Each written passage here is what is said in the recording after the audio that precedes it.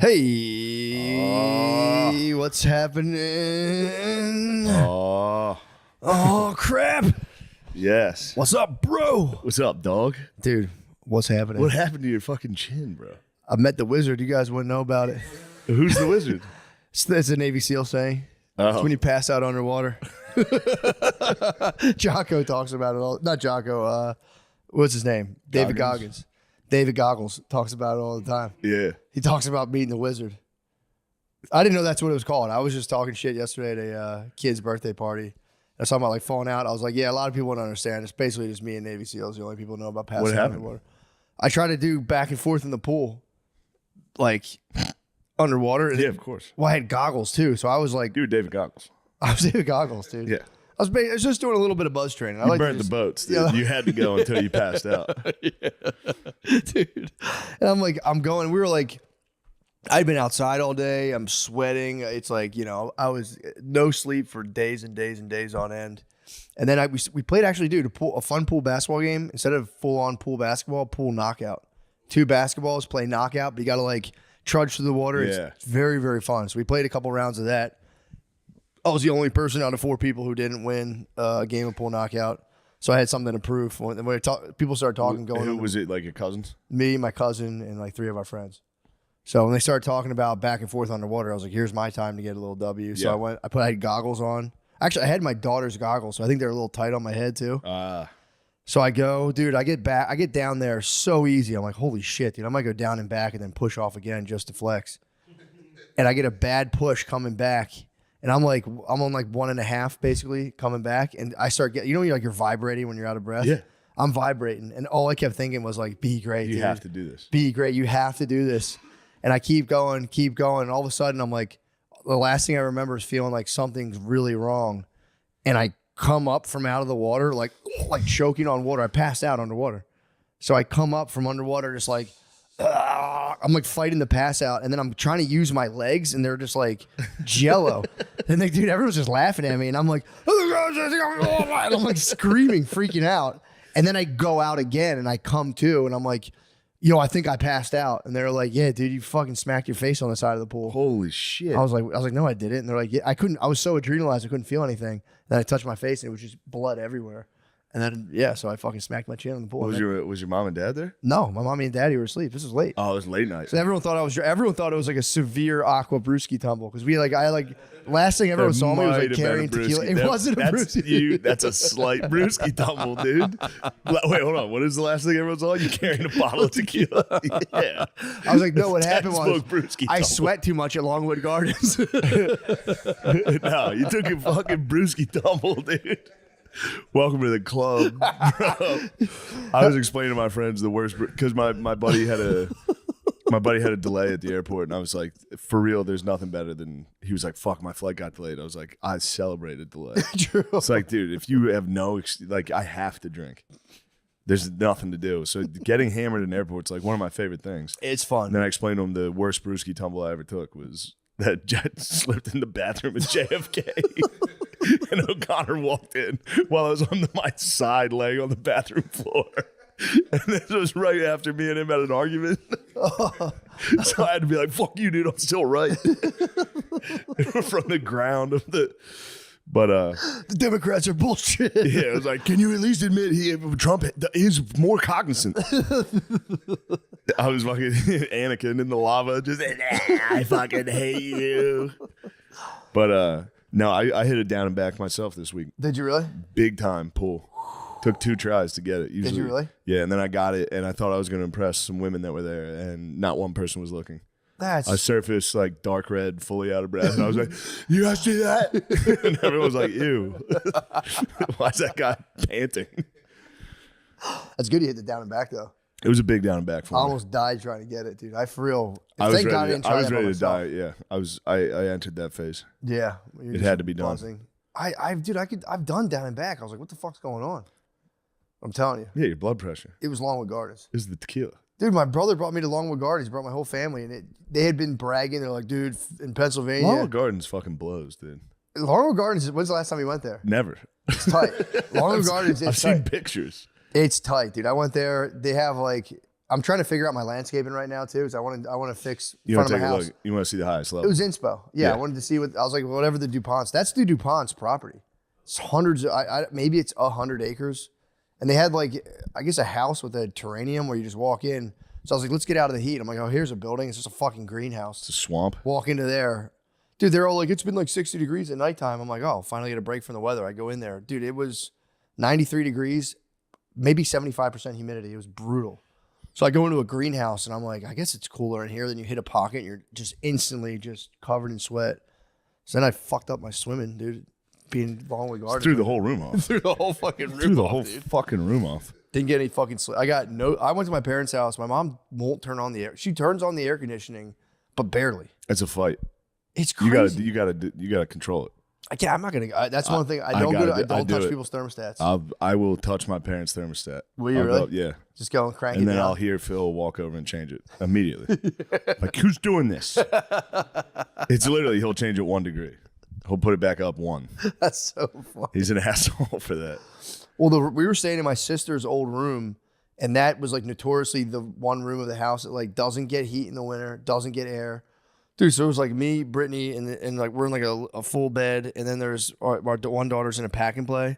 So every time she had a cough, so we were in there. It's like 80 something degrees. I'm sweating my balls off. Brittany's next to me. Anytime we would like touch each other, we'd just be like, "Get the fuck off me!" And then our daughter would just start coughing, so we would just both go stiff. Because when she coughs, she'll like slightly wake up, and if I like get up and look at her and she sees me, that's 2.5 hours of her just being like. Rah. So I got like no sleep at all. I was like the most unrelaxing trip I think I might have had in my life. Post Brewski tumble? This was leading up to the Brewski tumble. Oh, it was the night before. This was like There's a lot of 2 nights before. factors. I got no sleep, dude. I was No getting sleep. zero Sweat all sleep. day. Can't get any Couple motherfucking tequilas. pussy in that house either. And no pussy. Can't get no motherfucking pussy. It was the cry of the predator last night, dude. Yeah, you let it out. Yeah, you let it out. Oh my God, did I ever? Did I ever? I thought about running one back, a historical shower beat in that house. That'd be crazy. Oh, I throwback. might have screamed if I came back to Caught the a scene of my shower. sexual evolution in the shower. That would have been nuts, dude. I always I might have met the wizard twice that week. Yeah, Dude. yeah, you I would have fainted in the passed out in the shower. water. Or something. But yeah, I return to the scene of the crime often. Really, Yeah, every time I'm at my parents' house. that's crazy. And it is a weird feeling jacking off in the same room you used to. Yeah, You go, damn, I've done nothing. I'm still here. this is my true purpose. I'm still here jacking off quietly. Yeah, it was. It is disorienting when I was like staying, because I haven't like lived in there for a long time. So when I stay there for long stretches of time, I start feeling like kind of weird, not like a bad way, but I kind of start feeling like, oh yeah, dude, I like lived my whole life in this fucking place. Yeah. Just sitting there, I'm like, now I got my fucking wife and my children in here. I kept fucking with Brittany. I said, Brittany, that's what happens if it all falls down. She was like, it's so fucking hot in this room. I said, hey man, you need to be a team player. If it all falls down, this is exactly where we'll be. She's like, you're an asshole. I was like, get ready. We're going to be in the hot room We're going to sleep in the hot room with with my 4 parents. kids. A bunch of fucking immigrants. Fuck. Crap. 3 different families in this bedroom. Spilled matcha on my wound. Yeah, we'll be in the hot room, dude, just chilling. We'll have a multi-generational household. I do like it was fun to tease her with that. It's like, hey man, don't know how good you have I'm all it. for it. Don't know how good you have it, man. This is look. Yeah. This I'm would be not best afraid case to live scenario. here. You should. I'd like having a box fan. It was kind of something nice Box about it. fan's nice. I just had a sheet around my noise. penis in case Yeah. like my parents came in, and I just laid there naked on the bed with the box fan blowing on me. It was just like this kind of fucking rules. Yeah. That does rule. Dude, it was awesome. I look like an old Caravaggio painting. Who? Caravaggio? I don't know. I was hoping nobody would notice that. Caravaggio. Caravaggio painting. Caravaggio. Is Caravaggio? Caravaggio. Caravaggio. Old master Caravaggio. I'm sure there's a fucking Caravaggio somewhere. True, that's who I was talking about. Yeah. Caravaggio did some painting. Did you ding your chin up as well? No, it's just as it. Oh, okay. Man, shit. Then I nicked it. Fuck. Did you popped it up? Yeah, I fucking, anxiously ripped at it last night. What else are you going to do? You dumbass. No, what else are you going to do? That's all you can do. My stomach pimples are coming back, I think. It's chocolate. It's definitely chocolate. It's chocolate? I eat chocolate, my stomach breaks out. That's crazy. It's insane, dude. Could have been Longwood Gardens sweating. Could be. I would imagine it's sweating. Could be. Yeah. But I'm telling you, I'll sweat. I'll that's all I do is sweat. Yeah, but then you usually shower after you work out. Right? Actually, I know you're dirty ass. Well, if I'm going to go back out in the heat, I might as well just be dirty all I'm day. with you. I understand. I used to work outside all day. This is how I rationalized. I was like, dude, I used to work outside all day for like 8 hours and sweat. What the fuck's the difference if I just wait till 4:30? Shower off anyway. I've absconded from my ma'am. The lady, my like virtual lady personal trainer. Yeah, tell her to stay the fuck out of it. I'm on the run right now, dude. She's been I ghosted her. She's been emailing me like, Matt, what's going on? I'm like, nothing. I'm really busy right now. I can't do this anymore. Tequila and chocolate all week. I know.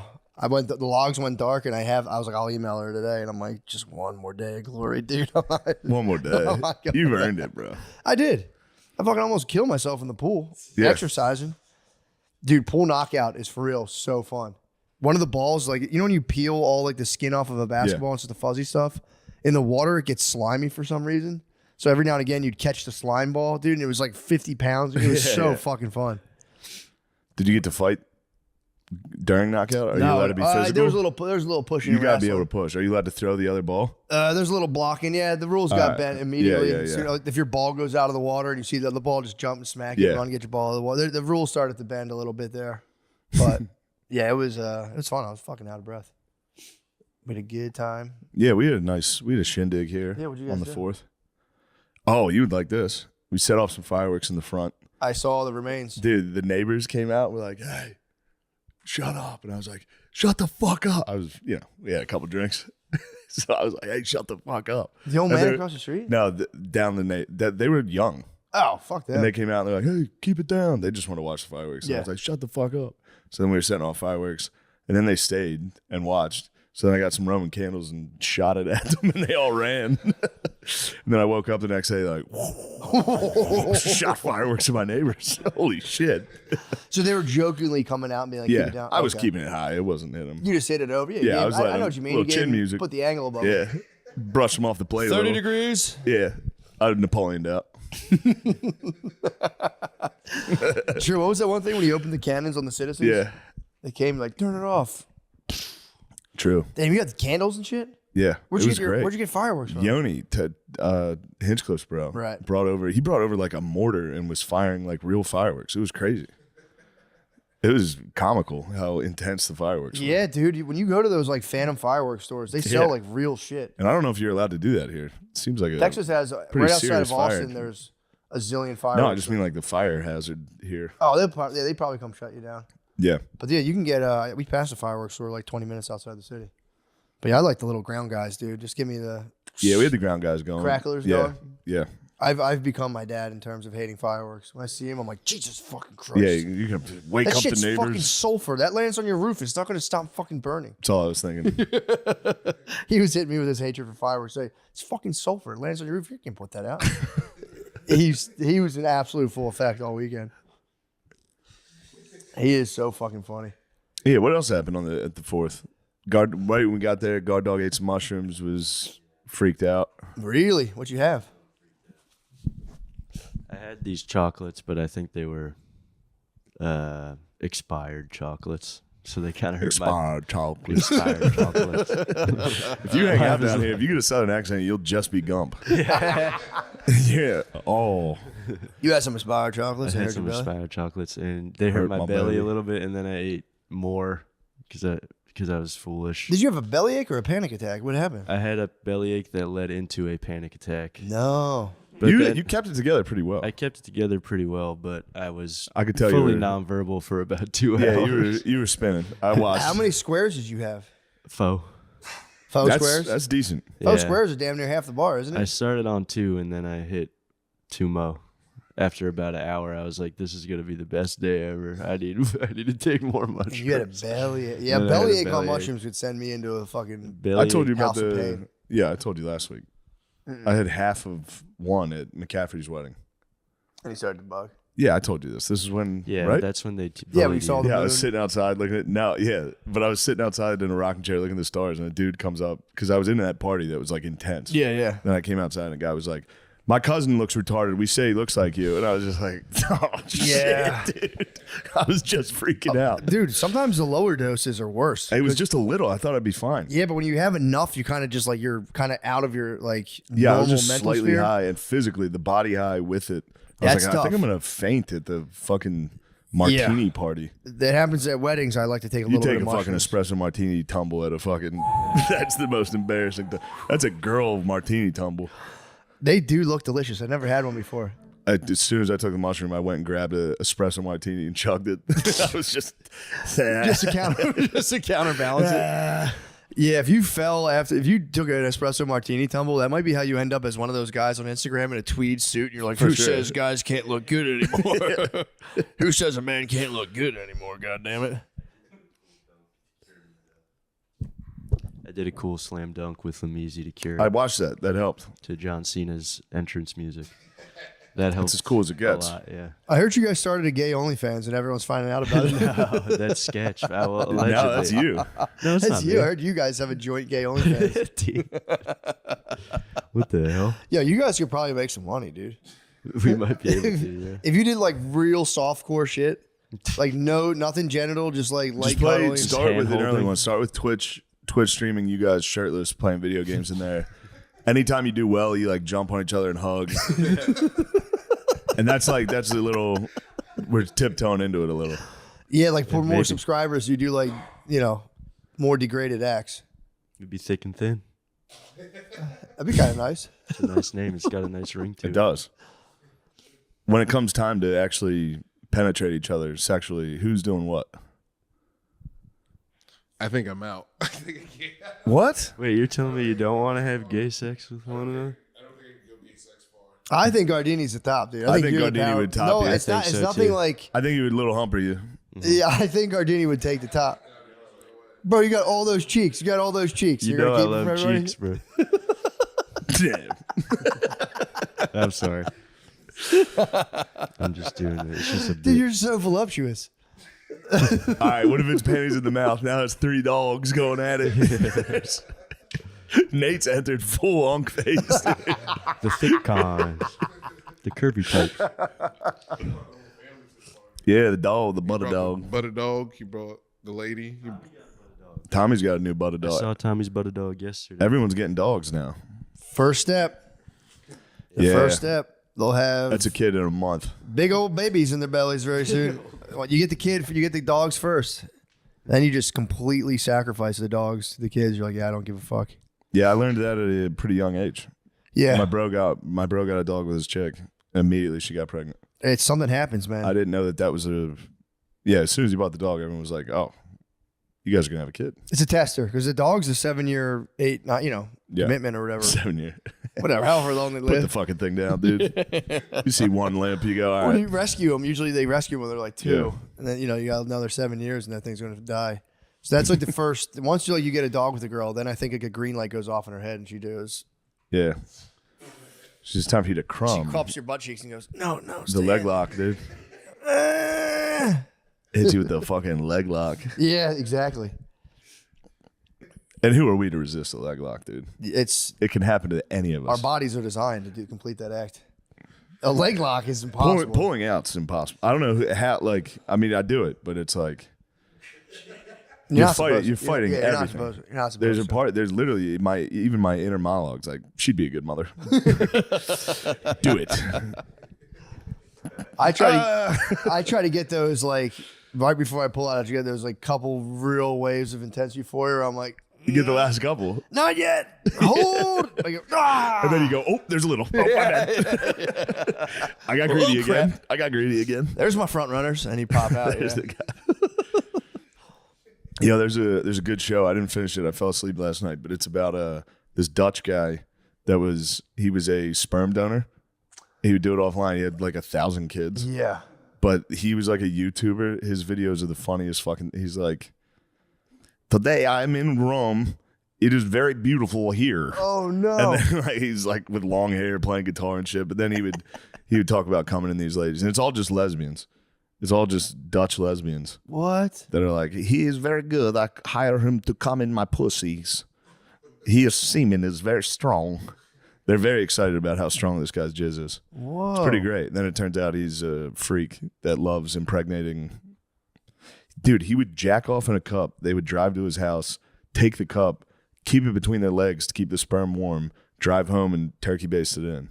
This Why one do lady, you have a baster parlor in his house? eventually it just leads to him being like, Let me just do it. I'll just do it. It'll be our secret. I won't tell anyone else. And he was basting lesbians in fucking Holland. That's crazy. One lady was driving home and was like, I got lost. The sperm's going to die. I'm just going to do it right here. She pulled over, took a syringe of this guy's jizz and injected it under like a fucking bridge. It's like, dude, you imagine if that's how you were conceived and then your lesbian mom talked about it on Netflix? Oh, that's rough. You're a fucking tube baby on a fucking highway. And That's fucking rough. God damn. Turns out Yeah. it was a guy who was tricking everyone. So wait, they didn't know how many people he was dealing with? What was the trick? No, he was doing it off like online, like not like through a professional thing. Gotcha. And then he was also donating to sperm banks, which you're only allowed to donate like X amount of times. That makes sense. Because Then the whole population Yeah. is one retarded guy's kid. Yeah. So then he was your tricking kid them. could- He was yeah. actually doing it on the side. It was like his thing. He liked, How do you get the word? I guess you can get the word of mouth on that pretty good. yes, because he fucked so many people. Yeah. Like the one lady worked with another lady that did the same thing. Like, our guy's name is Jonathan. She's like, my guy's name is Jonathan. What? Here's a picture of him. They're like, holy shit, our kids are siblings. That's pretty cool. And they all started. And then finding everyone out. started being like, our kids are siblings. Yeah. Oh, that would kind of. They'd go to the park. They'd be like, that kid looks like our kid. Oh no. And they go, did you get a surrogate? And they're like, yeah. It's like, the fuck? He can't get. He's not. What Gonna the get, fuck? he's not getting in trouble for it, is he? He's just. I don't know. I didn't finish it. I'm sure he gets in trouble for it. You It's think so? yeah, it's illegal. Too much jizz. I think online you're allowed to do it, Yeah. I mean, but I think it's illegal if you keep going to sperm banks and doing it. that's true. I think. It's funny you can pay to have a guy just pie you, Yeah. but you can't pay to get a blowjob. I mean, obviously, one's to create life. I get the difference, but it is funny. Yeah, one's head Yeah. creates life. True. Yeah. Gives you more life. True. got- Head gives you energy. The head gives you life. You Head go, is so God damn, energizing." things are not that bad. You get 4 minutes after you jizz in a lady's mouth to lay in bed and go, whew, Yeah. things are looking up. What happened to the Dutchman? I said, how many times can you donate sperm? There's no legal limit, but sperm banks only allow you to sire between 25 to 30 children. It's a fucking lot. Yeah, It's crazy. That's a lot. sire is cool. Sire is a tight word. Yeah, 25 to 30 is the max. It would be funny to like for that guy to be like real professional about it. Like, look, I do this all the time. It's not a big deal. And as soon as he's coming, he'd be like, Just doing different positions. Just flip over. Come here. Pulling her hair and shit. I'm gonna put these pillows under your butt. Yeah. He would start flirting with him. Like in the professional texts, he would Would he? start like, you look really pretty. You know, Damn. he would get it going. And these ladies don't get a lot of attention. Yeah. So they're excited about it. And they're all lesbians. Yeah. I don't know Damn. about all of them, but yeah. Oh, good. Yeah, a good amount. We're not talking the finest looking ladies. I hear you. Yeah. Just some Dutch sturdy lesbians. I think he literally describes one of them as sturdy. Does he really? In like you're very beautiful, you look very sturdy. Like it's something like that. It's great. It's this tattoo lady. She's a tattoo artist. She's covered in tattoos. Dude, the Euro YouTube is so funny of guys in France being like, I'm going to find out who has the best croissant. Today I am in France. Wow. Guys, follow me into France. It's 100 views, 25 views. I know. Wow. I'm going to come inside of a lesbian. Yeah, there was always those guys in the 90s. That was a big thing in the 90s to be like, yo, I fucked this chick. She was a lesbian, but now she's straight. Yeah. That was a big thing. I think that's died out. I don't think anyone's doing that anymore. It's like, yo, her friend was a lesbian. I fucking broke her off, and now she's straight. Have you done Rappers that, talk man? about it. No, I think they're doing it in the reverse way now, where like the gay people are trying to turn to straight people. Gay? Yeah, How the fuck do you know? What do you mean? my brother. They got him. yeah, God you know. Damn it. They Yeah. lost him. So I what do they did. do? They just target you and take you down, or like, how's it work? Yeah, I think Yeah, it's definitely a targeted sitch, you know? Or like, this guy seems vulnerable. He seems lonely. Let's make him gay. Yeah. Yeah. What do they see you like walking on your tippy toe somewhere? Like how do they know? How do they know you? How do they know you're up for it? They see it. They see a sneeze. Yeah, true. They see you go, and they go, yo, there he is. Yeah, if you sneeze, you're like, oh fuck. Like, oh shit, I think I can fuck that True, guy. if you walk it, like hit a doorway accidentally. Ow. Ow, I banged my elbow on the wall. Oh, there he is. I'm gonna fuck that Like get guy. that little fruity bowl. That would be nice. I'll say this: if you're a gay guy, like taking down straight guys, that would be a pretty sweet victory. It's like there's one less guy that can call me gay ever in his life. Oh, true. Blew Yeah. him. He's out of the party. He's off. Yeah. He can never His come to piece me is like, out. I jumped him. Yep. He can never say, boy's got a little sugar in his tank.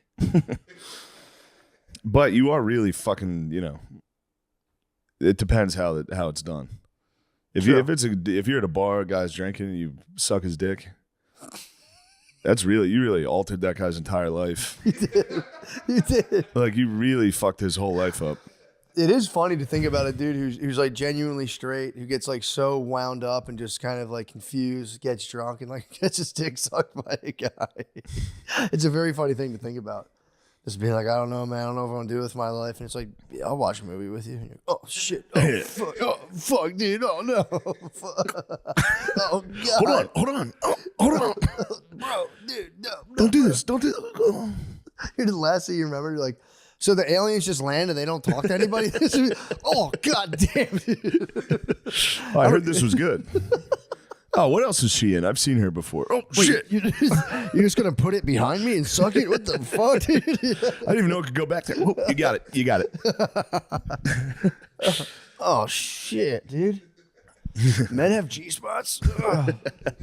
You just get milked and sucked.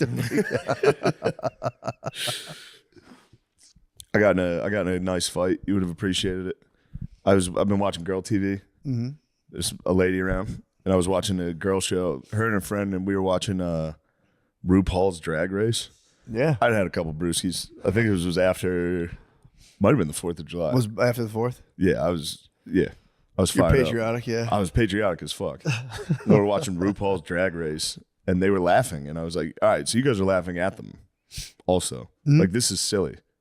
And they're like, no, we're laughing because we're laughing at you watching it. And I was like, that's not true. You laughed at that guy. And then it devolved into like maybe like, you're laughing at them. Admit you're laughing at them because it is weird. I'm going to bed. I went to bed. I had to apologize. You just came out in a dress like, is this funny? It is funny. That's the whole point of the show. Yeah, It is funny. they're sassy. I think the sass is like the sass Yeah, they're factor. being funny. Yeah. They're funny. Yeah. But it also, like, every once in a while, I'll cut to a guy with like a blonde, like a yellow bowl cut and yellow eyebrows, like, and I'm going to win the next competition, girl. And everyone laughs because that's funny.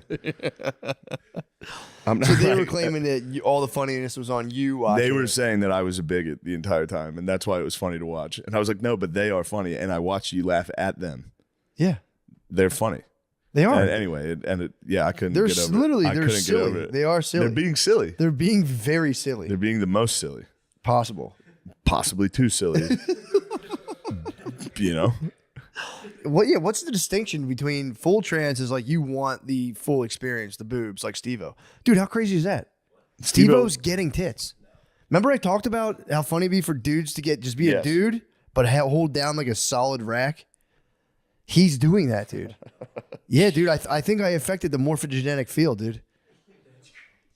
Or maybe he was just on those tits already. Maybe he put that thought in me. I don't know. They just beamed out of his tits. Sorry, I was trying to look up Steve-O's tits. Steve-O's getting a... And instead, the first thing I saw was my dad sent me a link.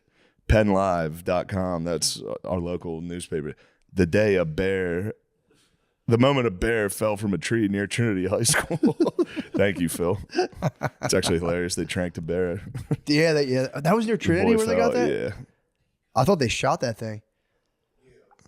What's Sorry. good? You see his He's titties? getting- He didn't. He said he's getting D's. D's. Steve-O's getting D's. dude. Obviously, so he eats fucking paper clips, dude. He's not gonna get like A cups. He's gonna get big fat double D's. He's gonna have to get like strong to hold those up. Why? Steve-O's getting tits. He needs to do drugs. No offense. I miss the whip hit, Steve-O, dude. I mean, dude, if you hold it down, you're like, I'm hetero. I just want to have a big fat rack on me.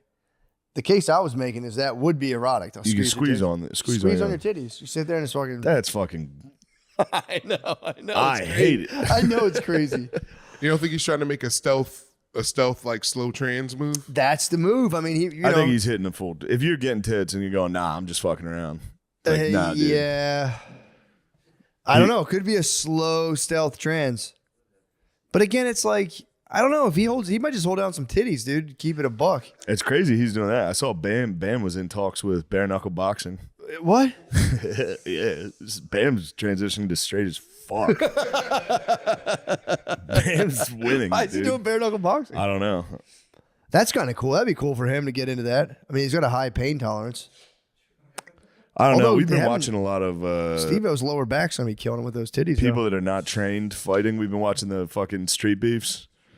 You ever watch street beef? You've seen it. It's just a backyard. Oh yeah, I have seen that actually. I get upset because it's always just like the most jacked black dude that actually trains boxing versus a gas station white guy. It's always a gas station white guy. And the gas station, you can tell they can't fight because the first time they get hit, they turn around, they run, they get hit, and like spin around. They're always on their toes. Like I know. Every now and It's again, not fair. they'll get a crazy white boy though. Every now and again, they do get some crazy white boys that clearly do jujitsu and shit. Old boy Dave is the best. He's like a 55-year-old Vietnamese dude. Really? There's the Italian Stallion, isn't he? Italian Stallion. He's like in Washington. I haven't seen the Italian. He's like Stallion. an old drunk guy. He fucking and he rules. does well. Yeah, he's just. There's Shinigami. Shinigami is arguably one of the most powerful fighters in street beefs, and he's Caucasian. Really? All right. Although he presents as Asian, he wears like a full karate. They all getup. do. Yeah, yeah. Even it's a million black nerds. Yeah. It's black nerds wearing fucking anime head wraps and shit versus gas station white dudes.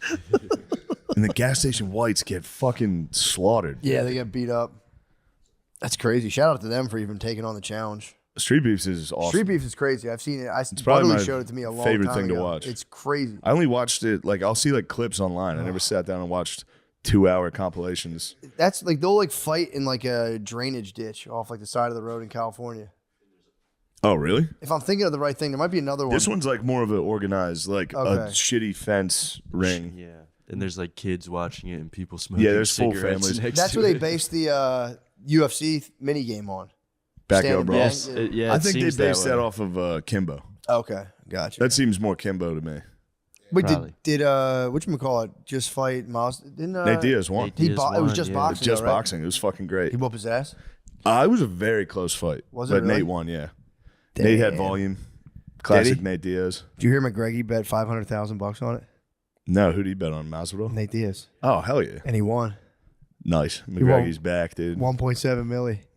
That's crazy. I just saw that this Yeah. morning. He bet 500 grand. He basically called it. He was like, "Nice, so gonna box. He's gonna out hit him. He's gonna box." Blah blah blah. He said they're both losers for doing just boxing. He attacked both of them. He's like, they're both pussies for doing. He called it did like it. child's play. He's like, it's child's play either way, but I'm gonna make some easy money here, and he was right. He won. I mean, he was right about the fact Nate was just gonna outbox Yeah. him. So Yeah. And That's Chris, pretty cool. That's Chris cool for Villa him. beat Anthony Pettis. Yeah, boxing or just boxing. that's a good idea Pretty for sick. UFC to get into like just straight up boxing matches too. Do they really? The slap league's gotta stop, dude. I The caught slap league is some crazy. slap league backstage at the Creek in the Cave one night, and It's it's intense. terrible. They keep You want inviting to talk me. about gas station whites, dude? Yeah, that's the. That's gas station whites. Those are boss level gas station whites. Though. They're big gas station whites, dude. Street beef gas station whites are like yeah, you've seen them. yeah. They're literally there's the 717 boys. There's 2 Harrisburg boys. Is it really? It's hilarious. I think it's outside of Baltimore. Wherever they do this. Northern Virginia. Yeah, there's like Virginia and Washington. And they do it on the West Coast too, but yeah, Virginia's where it started, I think. Yeah, because the Damn. guys wear like Ravens gear all the time. Do they really? The 717 brothers got in there. It was hilarious. They had a street beef with these two dudes that clearly do jiu-jitsu, and they did a 2-on-2 fight. Did they really? Yeah, and both the gas station whites got fucking jiu-jitsu. Do they have an actual beef, or is it just kind of like That seemed like a real beef. Really? Yeah. Shit. You settle your beefs in the ring, dude. Sometimes it's actual real beef between guys. Like the neighbors. Do you remember when we watched the two neighbors? They just brought in two guys that didn't like each other that were neighbors. They just had came a in. fight? One guy wore a Pittsburgh Steelers polo and got a boxing match with the other guy wore the baggiest sweatpants you've ever seen. They're just two fat guys that were like they were just like, all right, the fight's over. You guys are tired. And does this channel get like taken down, or like, because I imagine like people are trying to shut it down. It's probably enormous. There's this one guy named Baby Hulk. Baby Hulk was a beast. I know Baby Hulk. Baby Hulk is that jacked black dude. Yeah. He's tiny. Who's the jacked black dude that's like 4'2"? Baby Hulk. Baby Hulk. That's Baby Hulk. Baby That Hulk's guy's nice, terrifying. dude. Dude. Yeah. So that's who I saw. I saw He's Baby like Hulk. actually a midget. Yeah. You gotta get him in a real UFC. He's nice. He though, looks dude. like a creative player. He does. He's a creative player, yeah. He's kind of nice though. Baby Hulk was surprising. I saw him go against someone way bigger than him, and he knocked him out. Yeah. There's a compilation of that. There's a really funny one. Every once in a while, a dude just puts his hands down and is like, I have a chin. You Yeah. cannot hurt me. And they get fucking knocked out. Just Jesus Christ. I love Dude, old boy Dave. Old boy Dave is awesome. Old boy Dave just leg kicks black guys that don't really know how to fight. Solid move. It's a convenience store beat. I don't see anything wrong with that strategy. Yeah, Baby Hulk's terrifying, dude. That's my move in UFC. Yeah, true. Telling you, dude. When's the last time you watched Slap League? I watch it. It's fucking crazy. It's the whole time you watch it. Yeah, you're Paige like, Van Zandt just did it. Paige Van Zandt just did it, and your face just gets all puffy Yeah. and fucking red. and the whole time they get smacked in the face, and they go like, "Nah, that wasn't it." And then they look at the eventually guy they and go, just- "That wasn't shit." I guess it's judged on how much you move, unless you get like if you like move, it's a certain amount of points. I watched a couple of matches, and the one guy goes like this. He goes. Yeah, they all do Yeah, that. they all. Now the They other all- dude I saw was just going, "What?" Really? Just They smack usually him. hit like a Yeah, like couple the- warm-ups. Yeah. There's this one guy named Slap Jesus. He goes on one. He's always like, right on one. He goes, he just he kills him. No way. Slap League. No, I can't, dude. You guys, after you guys do like your OnlyFans, you should do Slap League again. dude. If you guys did a homoerotic Slap League, it'd be nice. Yeah, play Slap League. He's like, stop it. My God. slap your butt instead of your face. Yeah, slap your butt. Whoever Butt jizzes. slap league. Butt Slap League would be crazy. Spank league. That would be a safer. Spank League would be a safer I alternative. think so. Yeah. Dude, if you had to put your ass on the line, and some guy, that would be crazy. That would be loco. That would be crazy. That'd be loco, dude. Loco crazy. 5-star league would be nice. When's the last time you caught a 5-star across the back? Not in a while. Someone just takes their hand on your bare back and just slaps you and leaves like a handprint. It's been a long time. I think that would bother me. I don't think I would handle that great. A 5-star. I think that would result in a teary-eyed scream. My brother. You've always fucking hated me. You've always done this type of shit to me. That's a teary-eyed scream at the party. Dude. What the fuck is your problem? What the fuck, dude? It's not even funny. Catching a 5-star would suck so bad. I think I would yell my way into teary-eyed. First to slap, I'd be like, "That's not. You think that's funny?"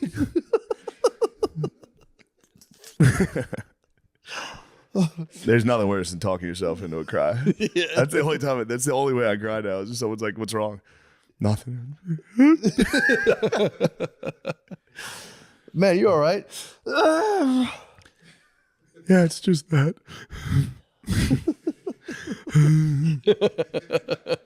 I'm fine. I'm trying to think of the last time I cried. Huh? It's been a minute. It's been a while. It's been a while since I caught a real one. Yeah. I can get a nice emo cry, Yeah. like just from something nice. I got teary eyed watching a fucking JFK speech. Did you really? Yeah. Did you watch when he did the real debate? No, I didn't watch I it. didn't get to watch it either. I haven't watched it. I didn't get to see it either. I heard it was good. I got to check it out. I'm sure it is. Do you see him catching the rattlesnake on social media?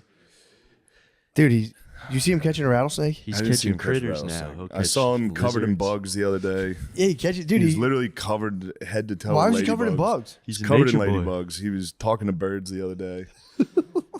Whoever's running social media is failing him. No. No, Dude, You the can't fucking- be covered in bugs and run. Facebook. If you saw the snake vid, you'd be pumped on the bugs. I'm pumped on him. Did you see the snake vid?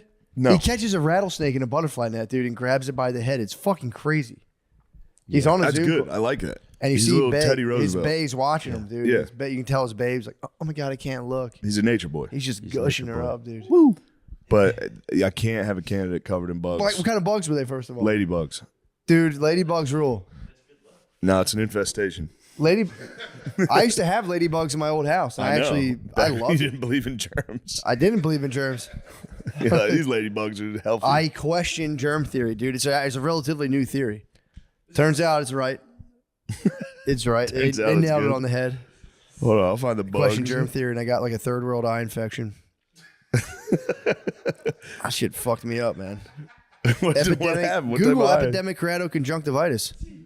That shit fucked your boy up, dude. Did you die? Did you go? I was like this. Every night at 11 o'clock, my eye would just start, the white blood cells for 6 months after I got the infection would rush to my eye, and I'd be like, holy shit. it was fucked Did up. you go to the doctor?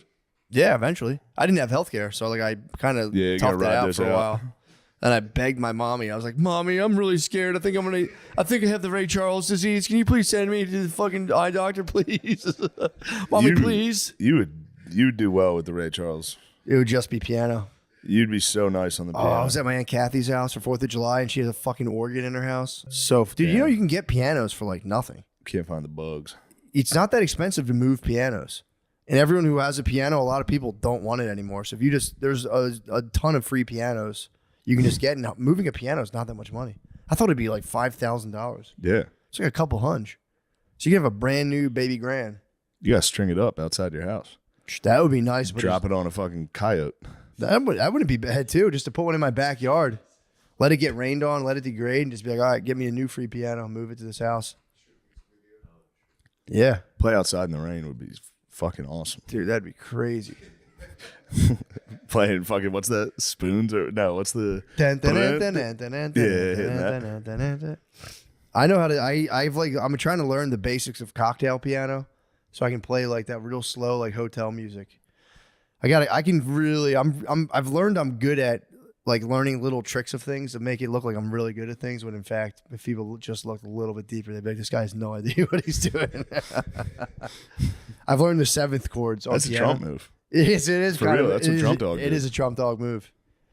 You can learn these like 7th chords, and they're like kind of easy to play. And if you just hit them, they sound good. And like if you just hit the keys here and there, If someone's bad at piano, it's a real problem. yeah, it sucks. The Salt Lake City airport has a piano in the main. People are always on that fucking thing. Stinking it up. And if somebody's good, it's fine. But every once in a while, a bum will get on there. just And suck there's on- 1,000 people have to listen. Yeah, there was one in the Concord Mall, and I went there last summer to like visit. I came up from Baltimore to say hi to like my family, and I met my sister at the Concord Mall, and like her kids hopped on it with me, and they were just and people were sitting there trying to eat Sbarro, just like Just when you thought things couldn't get any lower. yeah. You're eating a bag of Auntie Anne's at a table by yourself. People start banging on a There piano. goes a 4-year-old on the piano. Yeah, the Concord Mall is still hanging in there. The Concord Mall in Wilmington, Delaware.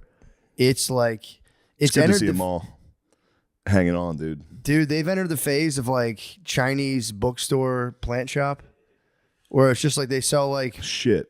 they sell like Hardy Boys books and just like bamboo shoots, like for real. It's just there's like they sell Yeah. plants and like statues and like 5 books. Eventually, it all gets swallowed by a fucking outdoorsman shop. Yeah, Those giant fucking Giant Bass Pro. yeah.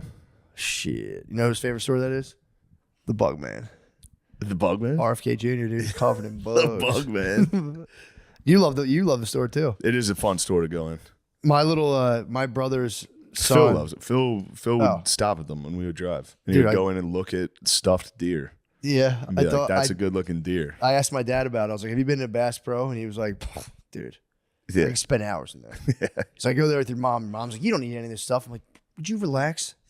Dude, he fucking just like my dad could go look at like pocket knives for like 4 hours. Yeah. My dad takes the kids, my nieces and nephews, as like a trip. We're like, we're gonna go to the Bass Pro. Yeah.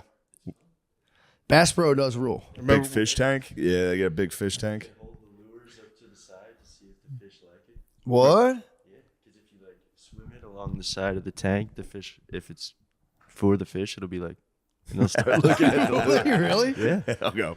yeah, he'll get hungry, start rubbing his Yeah, they belly. go. That's pretty cool. I didn't know you could do that. Yeah, it's I gotta go fishing. Yeah, you gotta I'm get back itching in to there. go You gotta go fish. It's too hot out here to fish. I'm missing. You gotta get out on the water to fish here. Yeah. I'm more of a net guy. I like I'm catching. more of a point guy. I go, there's a turtle. There's Yeah, I like that. And then it ducks. I go, oh, you missed it. I wouldn't mind catching some turts. Yeah, sometimes you do by accident. I'm My talking mommy about the did net. by I accident. feel so bad hooking a turtle, dude. Yeah, it does. How do you kinda get it out of suck. the? Well, I guess only snapping turtles bite. Not every turtle bites, right? I think they Yeah, all but bite. sometimes you'll just hook it like in its arm or something. Yeah. I don't. My dad was trying to tell me only snapping turtles will bite you. Other turtles, Oh, will bite you? Yeah, they probably Yeah. won't. Yeah. snapping turtles will Like bite a you. box turtle. Box Isn't that what those slider. guys are Yeah, I called? like Red ear those. slider. I like those. I was getting turtle talk this weekend from. I was getting every. Turtle He's like, dog's that's a nice. box ear slider. It's good. He's like, see, that's a red ear slider. I And think you it's heard him weird. say that. You're like, I'm going to do that to Shane. It was just. It was. I It hope was. Shane brings up turtles. There were just four. It was like He hovering fell on right four into my brain trap. cells. It was just He four brought brain up cells. turtles. A red ear slider. Yeah, that was just four brain cells holding red ear sliders. Like, That's dude, good, though. we have 20 more hours of Yeah. this, dude. Hurry up, use it. Yes. Got Yeah, it he out. loves telling his beefs are so funny, dude. He had to. There was a guy. This might be slightly of a sensitive topic, but there was a guy who was trying to use. There's like a backfield behind our house that my dad and his brother own, and a dude had his kids riding like dirt bikes on there. And my dad told him he can only ride a motorized scooter. He's like, that's it. That's fine. If you're with him, no problem. You can cut across the field. Don't care. He's like, I saw this guy with a fucking 700cc four-wheeler. See a little 9-year-old. I go, yo, buddy, get this. No, you can't Yeah. do this. The guy's like, oh, you know. So then eventually the guy was like, I don't even think that's your property. My dad was like, all right. And he told it his brother just dumped boulders and blocked the guy's fence. So now he can't go on. Oh, yeah. Dude, he told me the story 7 times when we were home.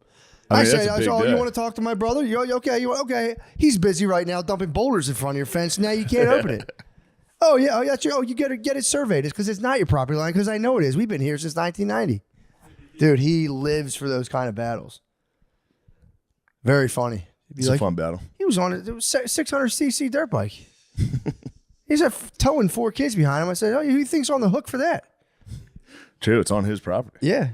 Can't have that. He lives in total fear of being sued all the time. You don't think he's the first guy that fucking sued me? He blocked his fence with boulders. Just 2 giant brothers blocking your fence, and you're like, "What the fuck happened?" Literal trolls. Yeah, dude. Yeah. Moving boulders to. Yeah, okay. Just trying to take my kid on a 4-wheeler, but all right. Fucking retard brothers next door put boulders in our way. And we rode the golf course. He needs to just move his fence. It's not his fence. It's the guy's fence. But I know, that's what I'm saying. I'm saying the guy needs to go move his gate. move it back. Yeah. That's a lot though. You got to pull. I know, but if they want to get petty and move boulders. No, dude. There's more boulders to be had. I know, though. they'll move boulders They'll do again. a boulder wall. It'd be the Great Wall of China. They would do, and neither of them have anything to do, so they're just dying. Like my one uncle just screens dirt all the time. He just digs dirt, pours it through this little screen, and then just moves the rocks and like makes topsoil for himself. My dad he works, and he's like, he bought this. He has 2 big come ups right now. He got this on a demo job. He found a 120-inch deck. Mind you, a Skag is 60. Those like commercial mowers are 61 to 63 inches. This thing's 120 inches. Yeah. So he has this deck, dude. He's this high up on it, and dude, it's fucking enormous. And he just rides it and mows like the lower field, and then just drives around a golf cart and looks for a fox. There's like two or three foxes. That's a good day. It's pretty sick, dude. So he feeds the turtles in the pond, throws bread to them. There's like geese there, and then he just goes around and tries to find the fox at dusk.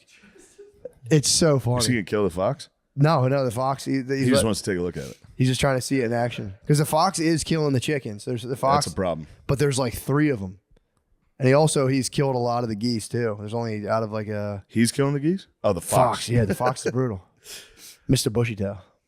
What's his name? Mr. Bushy Tail, the fox, is going around killing. Dude, it's the funniest thing. It's just him looking at his rocks, being like, "This fucking guy thinks he can drive dirt bikes. Oh shit, there's a foxhole." There's Mr. Bushy Tail. Then he goes, "Oh shit, Mr. Bushy Tail's sleeping. You got to come out at dusk and you can see him." So I didn't get to see Mr. Bushy Tail. I'm kind of pissed about it, but I did see 3 rabbits on the golf cart. 4 That's deer. good. 4 deer, 3 4 rabbits. deer, 3 rabbits. It's pretty good. That's a day. And I saw the stone wall. Yeah, it was pretty tight. Stonewall's awesome. It's I wanted nice to I go wanted home. to build it up. So dude. nice to go home. It's so fun. I had such a blast going home, and it's nothing but construction stories. Yeah. He found a Mercedes, got it for $1,000. He goes, "I got it for fucking $1,000, dude." He's like, "The guy wanted to get rid of it." I thought his boy Glenn fixes everything. He's like, "Put a roof on. This thing's $3,500. I did it for $400. And he just drives around. It's no reason. I got antique tags. Says you only got to pay for them once for the rest of their life, and you don't got to do it ever again. He's putting antique tags on all of his cars. If it's 20 years old, it's an antique. Yeah. So he has like a work truck that has a giant diesel tank. He goes, "I'm getting antique tags on that thing." Like, why, dude? He's like, that's a nice little truck. I bought it off your uncle when he retired. I said, "Let me get that thing." Glenn put a new fucking transmission on it. He's just restoring all What do you do when he's telling you these stories? I hear him for like You go, "Oh, nice." I go, $1,000? God damn, man. What the Yeah, fuck? that's nice. Oh, it's the best. I gotta talk to Glenn. I just gas him up, bro. I'm Yeah. like, God damn, bro. $1,000? That's great. How much do they cost? 35? Shit. That's You gotta good. afford- dude, he's the king of deals. He'll buy like patio furniture off Wait, who is this? my dad. And wait, was he the one that had Ashkenazi on the 23andMe? No, they told their brother. Oh, they did. lied to him. They all got their 23andMe, and they told their uncle, his brother, to fuck with them that they were Jewish. He's like, "I ain't fucking Jewish. I don't have that shit in my blood." He said he was gonna get a blood transfusion. I'll go get my blood drawn. I don't get that shit in me.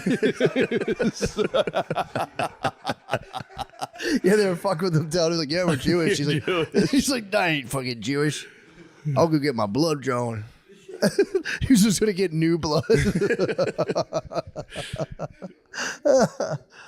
Yeah, it was very fun. But yeah, he's on top of it right now, dude. He's killing it. All kinds of deals. His buddy got this like weird patio furniture. And he's still working. Your dad's still working. Yeah, he still works. He said he's never gonna retire. Yeah, if he retires, it's on. No, he can't retire. He's gonna be going crazy at that house. The deals are gonna be out of control. The deals are gonna be nuts. He's got to keep the skrill coming. So The he can backyard's cop gonna be filled deals. with cars. Dude, it's fucking. I've seen the lots of time I've been there. machines. There's a lot of shit, Yeah, he's got a lot of shit. He's got a lot of machines. and there's a lot of land back there. I know. If he retires, it's deal time. You guys are gonna have a scrapyard for sure. It will have turn into a It'll be a scrapyard. scrapyard. Yeah, no, he what the fuck was his other deal? I think it's just that. He got the Benz. He got the like 1992 Mercedes. It's the exact car Tupac got shot in. Fuck yeah, Or it's the exact type. yeah. Some old like weird Russian guy was like, "You know Tupac was shot in this car, right?" And Dad was like, "I didn't know that." Well, yeah, he's chilling pretty hard right now. Oh, and flashlights. He's into high lumens. Dude, we have 50 flash. Dads love flashlights. We have 50 flashlights. It's like NASA. None of grade. them have batteries. They're all out of batteries. We went to see fireworks with my sister. We had to like go to her house and cut through this field, like almost like through the woods. Then it took you to like a grade school where they did fireworks, and he had like left her with this like battery powered work light. He's like, "Yeah, in the dark when you're coming home, just flip this on." Dude, we turned it on. It was like ET level. It was crazy, dude.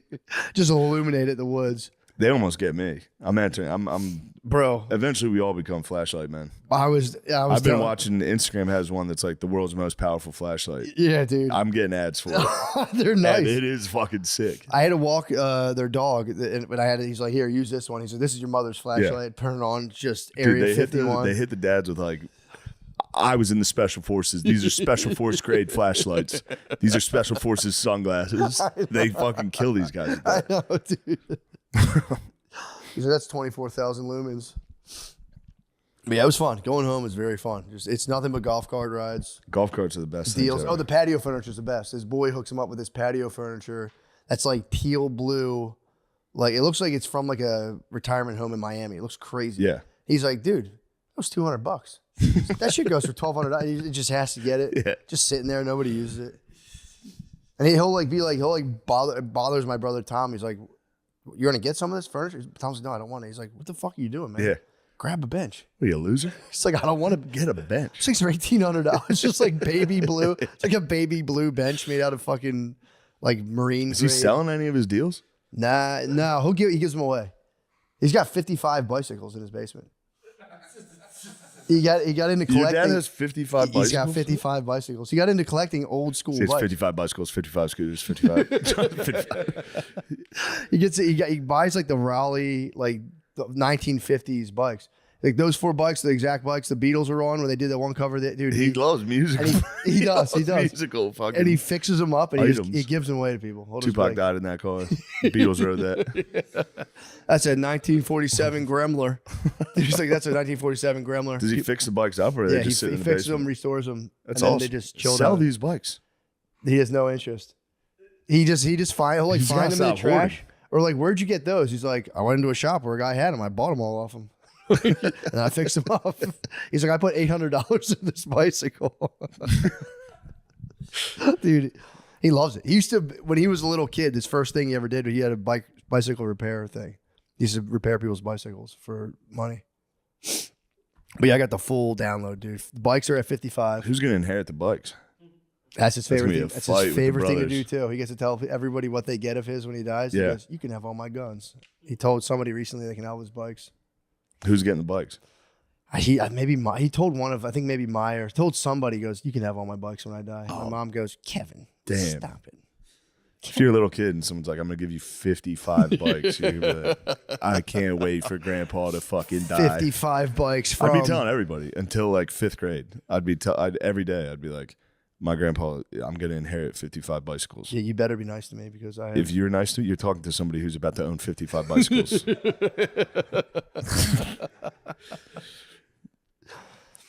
No, it's just that. Crushing sweets.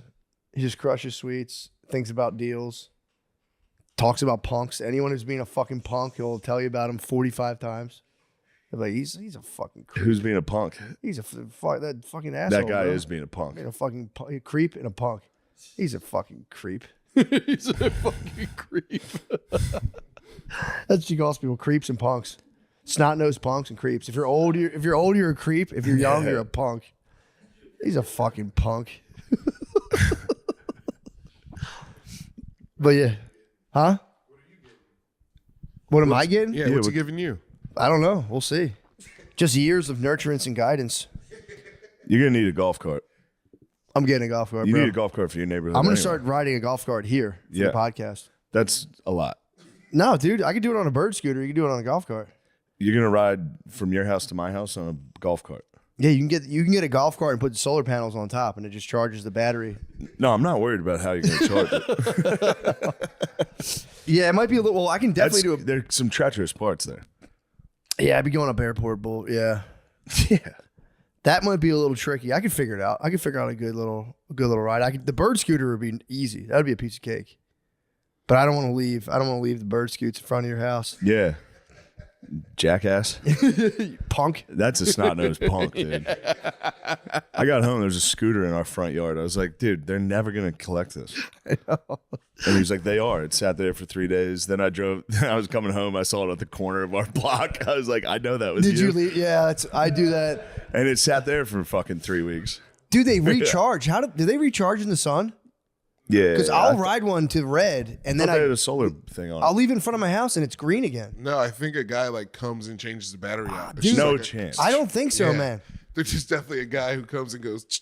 And You think there's like a Lime scooter fairy? He comes at night. I think they got some solar action going on. I think they have solar action. Because I'm pretty tuned to the people coming around in front of my house and stuff, and I haven't seen a single person come out and like change one of those batteries. I think they'll eventually come pick it up and take it out of there. There's no way they change a battery. And I keep don't it think where they it do is. either, dude. There's no. I think it's solar power. Because I'll ride that thing down to the bone, and like the next afternoon, it's just Yeah. ready to roll. On a bad week, I'll have like 3 of them in front of my house. Just from like, I'll take it, the battery will die, I'll go down and get another one, drop it off, and then you start leaving them like down the street from you. You're like, I'll leave it here. Yeah. That ride back from doing a show at a comedy club, and just when I'm finally on my street and I go as fast as I can and skid out in front of my house, it's the best. What's that? I'm sure they charge the batteries in the city like a. Lemaire says they have juicers that come and, well, Google says they have juicers. That's what they're called, and they change the batteries out on the scooters. Do they have, ask if they have solar power? Because I'm pretty sure those scooters have a solar cell. No, that's what I asked. Really? I asked our Lime Wow. scooter solar powered. So someone's sneaking out and juicing my scooter up for me? That's fucked up. Getting it all juicy for me? Yeah, you got a juicer. I'll be honest. When I come out the next day and I see there's 4 green squares, I'm like, okay, here we go. Yeah. I thought the sun was doing it. That's my bad. I'm like a fucking caveman. The sun. The sun gives us It powers. sat in the sun. The golf cart's coming. I need to get a golf cart. You need a golf cart. Golf carts are the best. Yeah. Soup it up a little. Golf carts are number one. Maybe even a little gator. That's too powerful. True. Gator you could get here. Yeah, true. Gator you'd be flying, dude. Maybe I do need a gator. It'd be You nice. definitely don't need a fucking gator in your I need neighborhood. a fucking gator, No, dude. you don't. It'd be a write-off. You need a nice. I needed to get to work. You need a golf cart. Just a golf cart. I need to get like a Kupata. Like a mini, like I might get like a little skid steer. I don't know what those are. What's They're like that? those little like bulldozer things, but they're real small. They're like the little ones Yeah, that yeah. like raise the bucket. I'm trying to think. I just got to get here, dude. I need to get something to get over here. Yeah, CRV is not getting it done. CRV is not, dude. I think it's gonna last forever. CRVs definitely last forever. That thing's gonna be an antique. True. I can put the antique. You're gonna tag. get an antique. Yeah. Hey man, 20 years and you only pay once and then you're done. Well, hot damn, bro. Hot diggity dog. Never forget. Damn. When will I see you again? I'll be out. I'm gonna come out in Philly. Just let me know when you have. I'll be back here too. Let me know when you have downtime. I'll just fly on out. I'll be back here too. Maybe I do need a gator if I'm gonna get to Philadelphia. Once the gator, You might up have to there. gator the whole way. Boogie down on a gator. 7 days catering. Right off all my meals on the way. First night, you're like, God damn it! I thought the sun was gonna charge this fucking thing. I'm stuck in Oklahoma. I need a juicer. Send a fucking juicer. But yeah, I'm gonna just. It'll be actually kind of nice. Pop up the Philadelphia way. My God, I'm staying right. I should be staying right next to Helium too. that's perfect. I already have one secret show planned. Ooh, Sunday, me and Danny Sodies. that'll be. There's awesome. gonna be some good shows. I'm that'd be excited awesome. to do that. Are you doing them every week? I'm gonna try to do That'll be sweet. weekly shows at Helium Comedy Club. That'll be really sick. Other than that, I don't know. Just hitting the writers' room. I waited a week. They're in there already. Really? Yeah. How's the pro? Are you getting? It daily, sounds good, Are you yeah. getting daily reports? Yeah. The show, I'm excited to get started on season 2. Dude, that's gonna be awesome. Yeah. Now you have like a proper.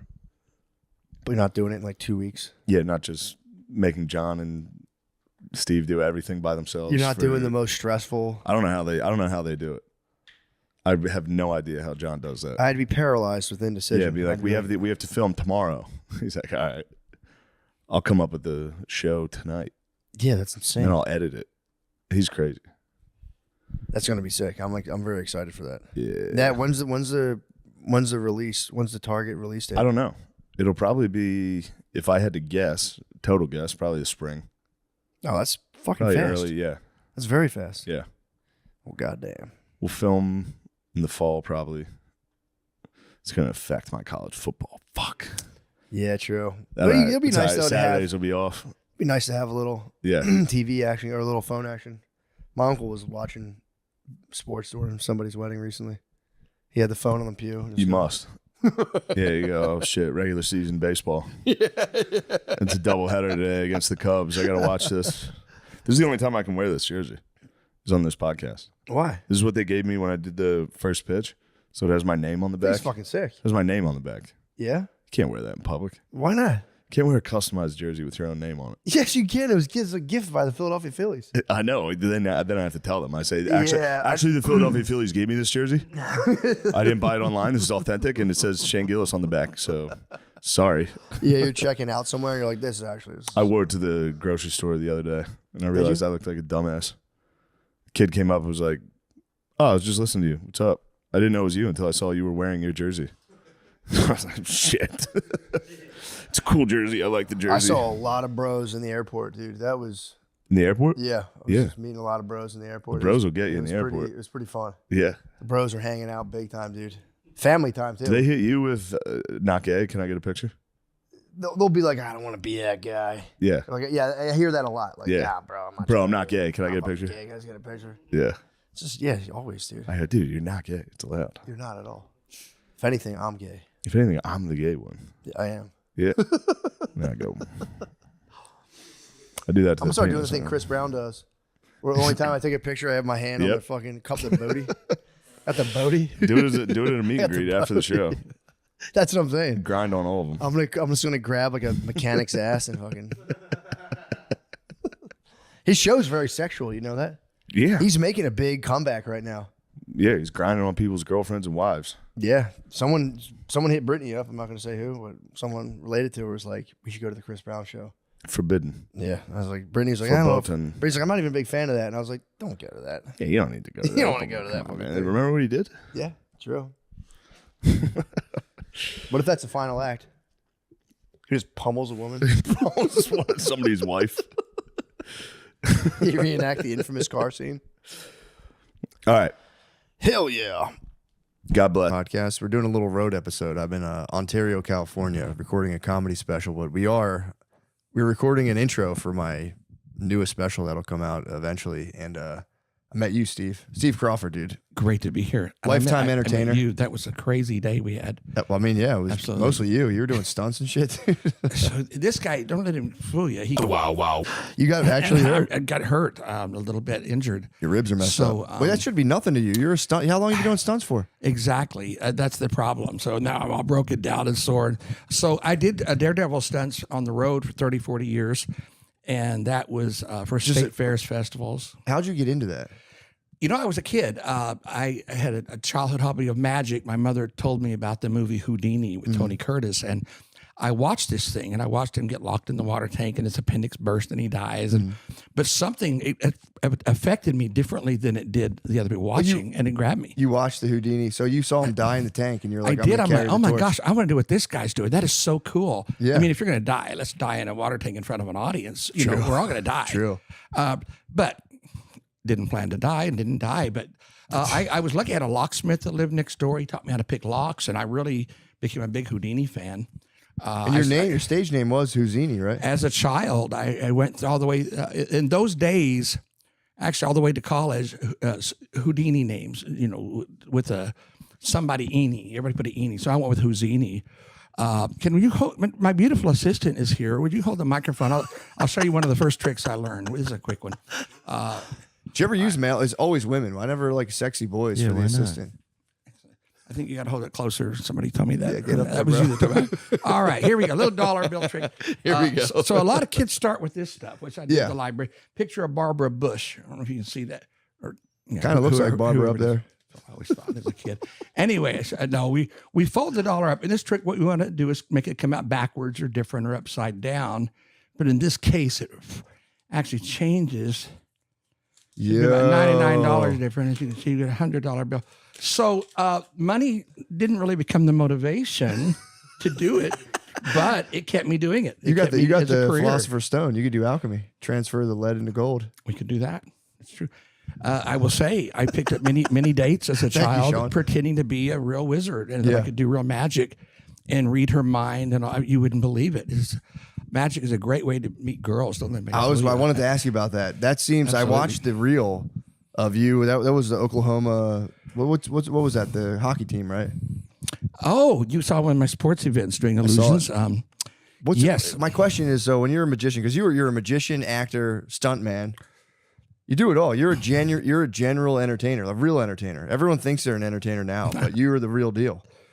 40 years of locking in getting locked underwater, acting. You know, it was a funny thing when I was growing up. I was the only entertainer that I knew, Yeah. and I mean, I met people who helped me in the business, but you know, I did my shows, and now I look at social media, and everybody's an entertainer. I'm like, I'm the only one on there not entertaining anymore. It seems your like, blood, but sweat, and tears. in the world has changed. Everybody's entertaining. Well, here's the question. So with the magic, you're saying is a good way to meet girls. When's the first time you converted magic skills into just some I don't know how graphic you want to get. So but, like, often. Well, I've got one true story, and it's a no joke. There's a victims protection order on file in Oklahoma. hold up, bro.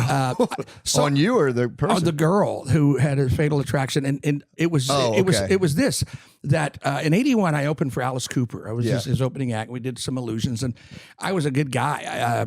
Backstage, I met with the people who won the radio passes to come backstage, and friendly, and the band members were sleeping with people and all that. I didn't get any of that. And one of the rules I had. How old were you back then? I was very young. I was 18, 19 years old. Okay. So yeah. It's crazy. But yeah, one of my earlier gigs back in college days. I was in college when we hooked up for that. But I had been meeting girls in clubs and telling them I was psychic. So I felt bad about that. This even in high school, and would read their mind. And of course it worked. They're just, we got this connection.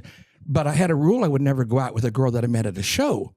Because what they see in the show is not who you are. I mean, you're you're playing a role. You're a daredevil stunt guy with security around you. I mean, you're playing this image, right?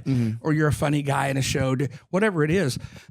So those people don't know you. So I broke the rule one time, and boy, it was crazy. Young lady, you can look up it's still on the file court case, but yeah, she. Tried to come on hard to me to marry me. All of a sudden, I'm like, what in the world? We just met. You gave her one taste. She lost her mind. And exactly. And I told her words to me were, you know what? She said, I should have killed you when I saw you at the state fair in September. I'm like, what? Whoa. And she grabbed the wheel of my little convertible, and it was icy out, and crashed it. And then broke in my house later, stole stuff. There were gas stoves in those days. I was a single guy, and turned on all the gas, blew out the pilot lights, and then attacked me through the back door. So everybody on our city block there went to court, and we won. And Bro, but I learned my lesson. how many times did you pipe her down? One time, Just once. it was once. She got to taste the amazing what in the Eugenie world? once. And I just don't know. I don't know what to say about it, except I don't think it's a good idea to commingle.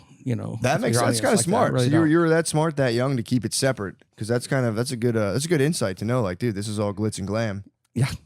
It's true. And I learned the lesson. So I really wanted to ask you about that, because doing the county fairs must have been crazy. Like, what were some of the stunts? What was like the craziest stunt you did at like a county fair? Everybody had a favorite, and so at state fairs, we did about 25 state fairs starting in September through November. West Palm Springs, Florida kicks off early February, and Shreveport, Louisiana, not my favorite fair, but that ran right into Thanksgiving. So there was a ton of fairs, and so we had ground acts, family shows, animal circus, kids circus. I did circus sideshow, illusion. So we had that going. Then I booked a secondary act, which was the Daredevil Stunt. So one of those was locked upside down in the water torture cell that Houdini inspired, strapped to roller coaster tracks and a straitjacket, had to dive out of the way right before it crashes through, from a screen. What? Hanging from burning rope straitjackets in the air. But there were other markets for swimming pool events. I let people, anybody with a backyard pool could hire me, bring their padlocks and chain me up to weights and throw me in the pool. And if you had $5,000, I was available to do it. And some close calls, but I made it through that. What was a close call? Well, there were a lot of close calls. I wouldn't even know where to begin. I don't know which was the tell first. So here's the question. There were some accidents. If someone hired you at like their pool to escape, and you died in their pool, what's the deal with that? I would sue myself. So I had a $2 million liability policy that if myself or anyone else was ever injured at one of my shows, that it would pay off. So my first step would be sue myself because I was injured at my show. It's kind of That tight. was kind of my plan anyway. Get rich off the accident. But anyway. So what were the babes like at the county fair? Because I know Alice Cooper, obviously, probably crowing, but like the county fair, what's that like? Well, exactly. Use your imagination, and the smaller the fair, the smaller the town. Yeah, I love small town. I'm from a small town. So, but people to be honest, we joke about that. And there was a lot of flirty, horror types, I guess you could say, but there was a lot of very, very sweet people. And I mean it sincerely. My favorite guests, they came every year, just really good people, honestly. Yeah, that's from cool. This community. That's cool. Because I always wondered about that, because that's like, and you kept it to the code that whole time. You just only broke once for that one lady? Absolutely. I think it was my fingers. I always practice with my fingers. You want to see a finger trick? You want to do something? Wait, we're talking about the hose right now. It's another magic trick. All right. I'm gonna Lovely assistant. I'm gonna Sexy. have, Go ahead. I'm going to have you lay your mic down. You got to do this one with me. All right. Would you hold this for us? So, actually, magicians, we do use our hands to exercise a little bit to get our magic going. If you do this, hold your hands like this. Clasp your fingers together. Now, wiggle your first finger. Wiggle your little finger. Good. You're very good, talented yourself. Okay, now separate. Now we're going to go down. Now, can you keep turning till they go all the way out? It's a little bit of a stretch. If you're watching this or try it at home, to get all the way out. Now reverse your arms and lock them like that, except kind of hold them up high. There you go. Now wiggle the first finger and the little and go, ah, oh. Linda Blair taught me that one, actually. What'd you do? Woo. Twist your arms around, right? Oh, I didn't do. Yeah, I couldn't do that. I didn't either. Anyway, I tried.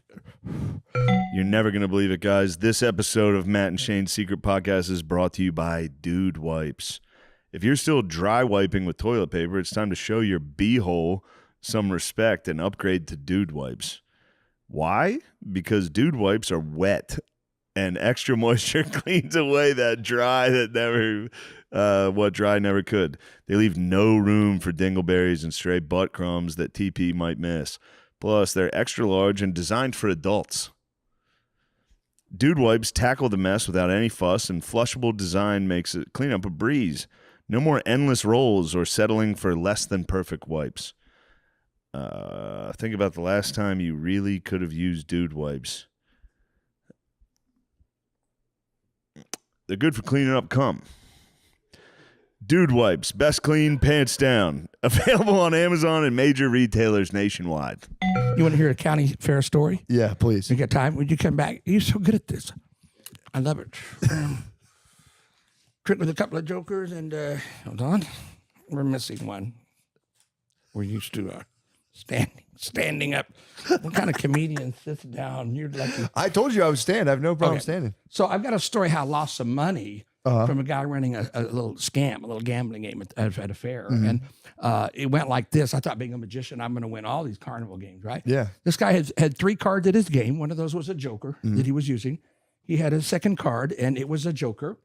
And then he had a third card, which was actually an ace. He said, this is the money card. Now, what you got to do is keep your eye on this ace. All right, here we go. I noticed he made a shifty move. I thought he put the ace on the bottom. When I guessed the bottom, actually, I lost my first $1. Now, then he said this. He said, look, I'm not going to mix the 3 cards. I'm going to leave them in the same sequence, the 3, and right now give you a second guess. Now, I said it was the top card, which cost me $1. I said, I knew if it wasn't the bottom, it had to be the middle. And, well, that one cost me $1. I said, okay, now you're using more than 3 cards. He said, that'll cost you $1. I said, you've taken the ace out of the game.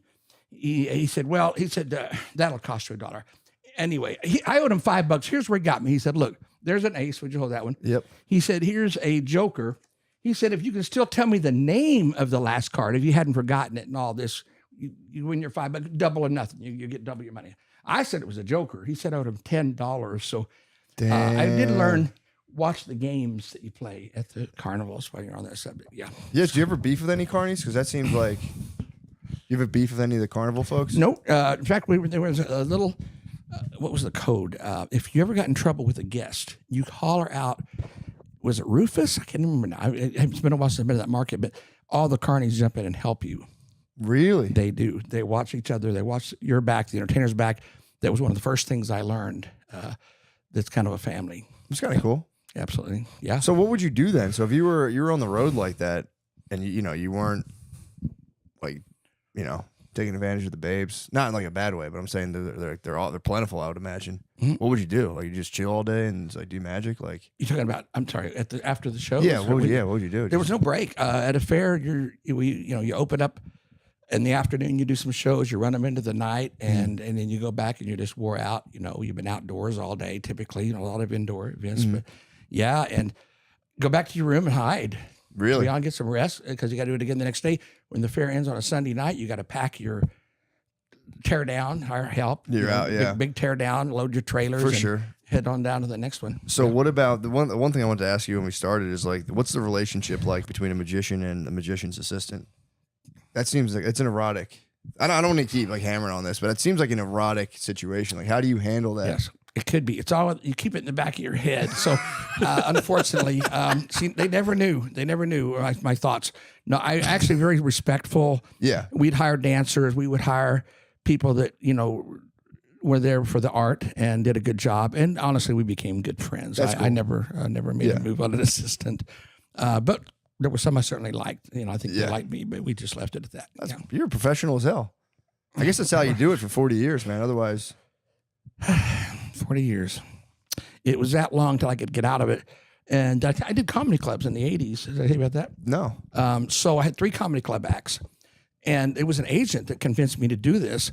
Keeping in mind, I'm an actor. I wanted to be a comedian, but I never really was that funny. I mean, honestly, I didn't think. But so we developed 3 acts that we booked into the comedy clubs. And one was a pickpocket comedy thing. And one was a monologue with some magic. And the third one is the reason I got out of doing comedy clubs. I had a problem with myself doing this with anybody. I went right in as a headliner. I think a comedy club, you need people to start in the beginning, an opener, a middler, and then you work your way up, and you got real talented comedians out there. But I had an act that just booked the year up like that as right off the bat, went right in as a headliner, because there was no choice but to put it there. And why it booked was the ticket sales, and it's the Hypnosis show. So I became a certified clinical hypnotist. So you majored in psychology. I was actually an acting theater major with a minor in psychology. But then I became a member of the National Guild of Hypnotists, and I went into these sessions where we learned how to hypnotize people. And I screwed them up. I messed with them. You had to work with real people, right? And tell them that their watch is gone. Well, I would really steal their watch. And then I would touch their eyes and then put my fingers here and say, you're going to feel something touch you. And then I would touch with my other hand. And I was doing magic on these people, right? And then when we came out, all the guests are sharing the stories of what happened. And the certifiers are like, what? What happened? He did what? And, even with kids, we hypnotize kids. But honestly, people are crying. They're talking about their problems. I thought I would never be a doctor. I could never be a clinical hypnotist. At the shows, people will get hypnotized. But in the and freak shows, out. it was it's animal. So yes, a comedian to me is not a hypnotist or vice versa. That a comedian is a comedian. And so here we are in there booked as the headliner because you got to do a lengthy show. You got to bring people up an hour and it's got to be in that spot. And it was a very popular act. So there was a change at the end of the 80s where there were less comedy clubs. So I got in for commercial reasons again. And I like to switch things up because I get bored, change the market some. And the clubs are going down, and so I had an opportunity to stay on, and I think I heard that Jokers was one of the clubs we were working with, wanted now their people to go with them full-time or something. There were some changes going on, and I thought, you know what?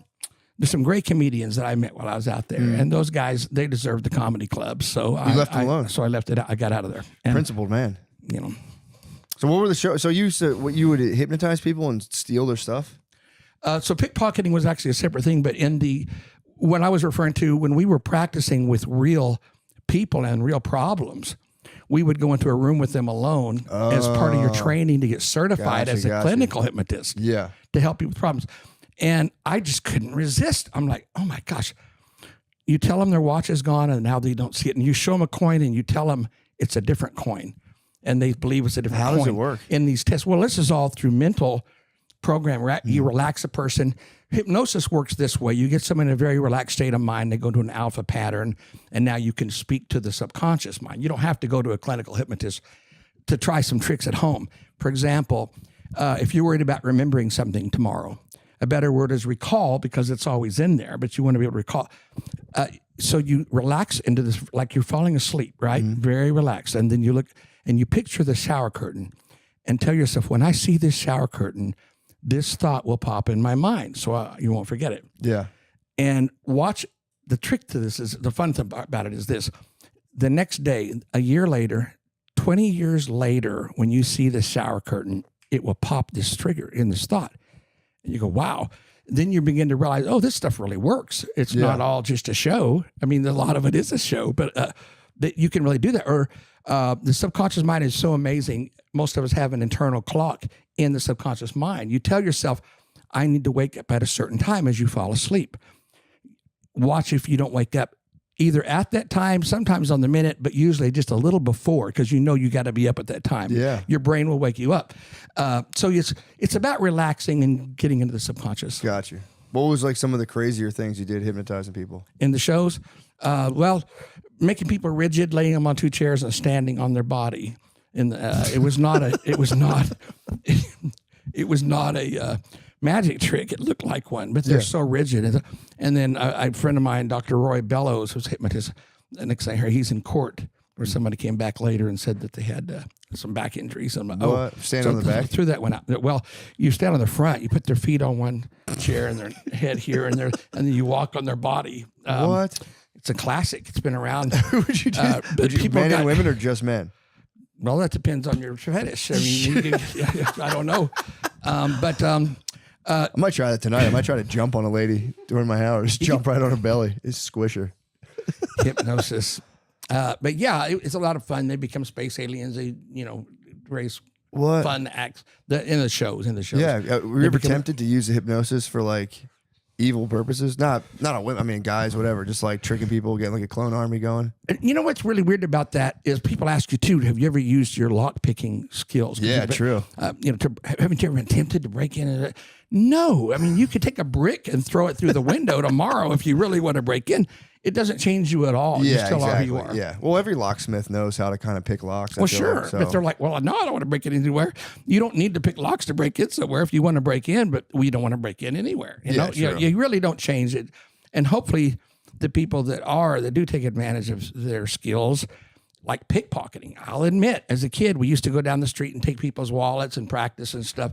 And I'm like, oh, I'm not going to steal from anybody. I got to get their money back. But, we wanted to practice on strangers, and we did. I'm like, I can't do this. How do you pickpocket? What's the? Well, you don't have a. If you ever watch on, do you have a buckle straw with a strap on it over there? I can't see what you. Nobody got. So like, give me your hand, and so somebody got a watch on here. You grab here, and you would literally pull back. Oh, you pop the strap. Shank, and you squeeze it, and when you pull it away, they don't feel it. So you look for that style watch as a first choice. Yeah. And it was in my comedy club act. I'd bring the person up, and then I would wave it in front of their face. It's okay. I'm going to hypnotize you. You're getting sleepy, and then we'll try a post-hypnotic suggestion. The watch is looking familiar to you, and they're like, "Oh, that's my watch." So it was an inherently funny comedy act. And then I would have them tie my hands behind my back. And it's an old routine. Harry Keller, I think, the magician, invented, where you pull your hand out and back in over and over comedy. So I'm flashing the guy's wallet behind his back and show it, and flashing this and flashing that. So take it and then return their keys or something at the end as a finale. We had an occasion in a comedy club once, which caused a real issue, is I added a new bit. So I walked into the audience and I grabbed the proper watch and started picking. Actually, let me go with you. Would you mind helping me? And took a different guy, but I had this guy's watch. So the finale, the new change in this act was at the end. After returning this guy's stuff, everybody laughs. I point to the guy in the audience, "Hey, don't laugh. I got yours too." And you get an extra round of applause, right? I forgot I'd taken it. It was a brand new act. It was in my pocket. And I left the place with this guy's nice watch. And I'm like, oh my gosh, I got it. So I actually had to call the manager of the comedy club, and he put out an announcement, and somehow he got a call from the right guy. The guy, I was at that show and my watch disappeared. And he's like, "Yeah, you got your watch." What? And we gave him his watch back. That's so nice. Everybody thought it was funny and quite amusing. I don't think they knew if it was part of the act or not, though. It is nice to know if you ever need to, you could be a master thief. Obviously, you wouldn't do that, but it's very true. Absolutely true. There's nothing, and there really is nothing, no lock that can't be opened, or there's no item you can't escape from. Handcuffs. I know you can escape. You said. So you set the record for escaping from handcuffs? Yes, sir. I wasn't going to mention it, but I have a world record. Well, that's boastful. So less than 2 seconds. Came front page news as Steve broke a world record with the escape. We're ready. I've got the stopwatch. Okay, go, Jim. Out, out. Whoa, yeah. Go ahead. Let me see these. All right. Very good. Look at the stopwatch, Steve. 1.47 seconds, and that is less than 2 seconds. Is a record. Congrats. And I only sent you one picture of, I just want to share that. I when I was stepping away from escapes, getting older, just a few years back, I started doing something unusual for law enforcement groups. I actually got a phone call from a former chief of police, And he was in Oklahoma, and he calls me and he says, Steve, we've got a problem. People are getting out of the handcuffs. They're getting out of their jails, and they're escaping these things, and they're turning this stuff on the cops. They're leaving them for dead, or or killing them. We need your help. And they had a budget, so they would pay me to come in and teach them. I said, well, I'll teach you how to get out of things, not just to show you how easy it is to do this stuff. Once you know, is I will show you how to escape from padlocks, handcuffs, and things with items around you. And then I'll do it after a search, and then I'll do it without touching anything, which is a matter. Well, so we went with 2 things on the cop car, and I've got some photos I can send you. A piece of wire from the windshield wiper. Sometimes they put a person up by the windshield wiper, and you take this flat piece of metal, you can shim the cuffs open right through the notches. You're not really picking the locks. Wait, so how do you get the piece of metal again? Where is it at? Off of a windshield wiper.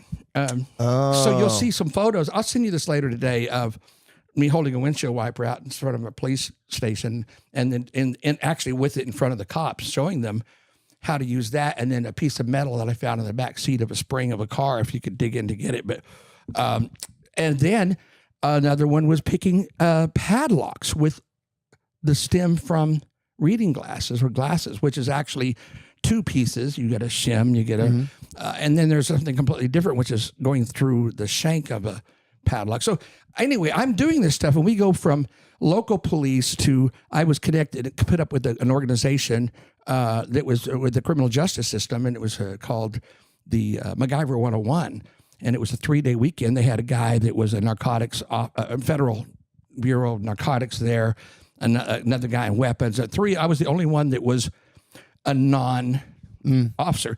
So I don't know if you can actually Google on YouTube. Somebody put it on there once, the handcuff escape and a prison escape. How did you escape from the prison? There are several ways. So I gave him one of the methods that with certain cells you can use that people would take shampoo bottle, toilet paper, remember, it's things around you, and block the bolt hole. And when you slam some of those cells, it seems like it's shut. That's not I don't give away my best secrets, believe it or not. I really don't. So this is the one I gave them. Yeah. And the cops said, we had that happen. We actually had a guy get out of the cell that way. This stuff's really going on. Yeah. And that's why I'm not afraid to share it. Yeah. I think the best, but we were shut down, and I will tell you this too. So we're doing these federal things, and I know we got to go quick probably, but You're good. I actually, we're good. told them I had a second hobby, and it was sneaking into places, testing security at places. So I was trying to make this part of my business. I always wanted to go to stores to show them how much I could steal from them, and then go, here's how I did it. So if you really want to see this stuff, I'll send it to you. I was making this part of my business. We had some customers that I would show them how I could get through their security and get past the bomb squads. And some of these things were so easy. You get onto a plane, you think? Through the TSA? That's what I was leading up through. No, really? Big time story. This is the story. So I've got the photographs to show. I told them, in my observation, the TSA at the airport is the absolute weakest security in the world. And I can get, and I got an arsenal of stuff through it. And I will show you, I kid you not. Started with things like metal signs from, about this large, surfboard, and finally a big metal sword, which I've got a picture of my wife's angry looking at me, and it's not a fake picture. She didn't know I did it, and I put it under my jacket. And so what was going on? There's I'm going to share this right now because I'm not supposed to share this. This is what ended my career with the law enforcement. I love this story, and I'm sharing it publicly for the first time. And it could get me in some serious trouble. I kid you not. Yeah. So here's what was going on. I said, I said, okay, first is I called it the magic trick. We'd go to the airport. I've got all this on video pictures. And you've got all these TSA standing around, right? An abundance of them watching. I want to get that number down. When I say the magic words abracadabra, a big group of them, they all leave, leaving a skeleton crew for me to work with. And it works every time. Abracadabra. And how? This is what they were asking me at they said, how do you do? Is it hypnosis? No. So I would hide a bottle of water in a backpack or drop it in somebody's purse while in line. Yeah. In one of my demonstrations, I used my nephew, because he was in on it, but you can stick it in anybody. They get flagged. These extra bodies are here just for that reason. You got a bottle of water. They're going to take you off, and they're going to so you can control. You get these people out of there, right? Now they're over there. No harm, no foul. The lady or person gets to leave. It's just a bottle of water, right? But you get rid of them. Now the next step was this. There's this tray, this table where you roll all your stuff around and you put your stuff in, right?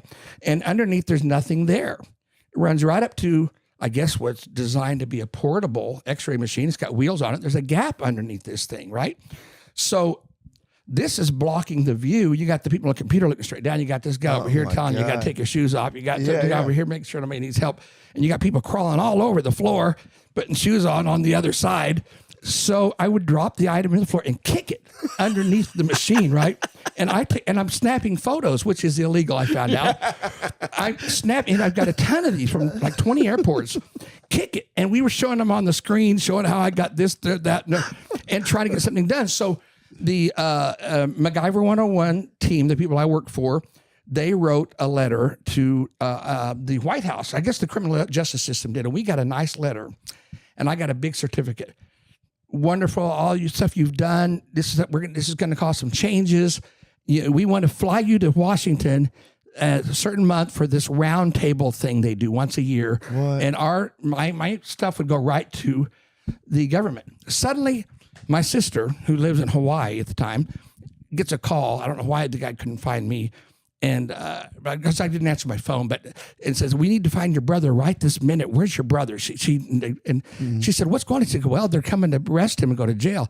She's like, what? She said, if you know how to get a hold of him, you must find him right now. So I'm saying, what's the matter with you guys talking about? You told me to call this number if I ever got arrested going through the airport. And you would tell, they said, well, that's the thing.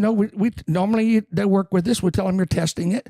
Or we would talk to the judge and you're working for us, you're helping. Yeah. And he said, no, he said, the TSA are pissed. He said, these guys, they say they're going to make an example out of you. What? That you're guilty of several felonies. Not only did you not work you're not a lot in law enforcement. Yeah. That you took pictures, you manipulated officers and bragged about it out of the area and endangered lives by showing people how to do this. Who'd you show though? I put it all over social media. Oh, fuck. Everyone. And I told them I was going to do it. I said, let me tell you something. I'm not going to be part of a cover-up. Yeah. I said, if we show the public what's going on, they'll change it. Yeah, for sure. Because I am not so egotistical to believe that I am the only one on earth who's going to see that and could do it. That's pretty smart, though, to kick it under. They made some major changes. So if you look at my photographs of airports, or you have a good memory, go to the airports now. And they're all a little different. You can tell they're experimenting.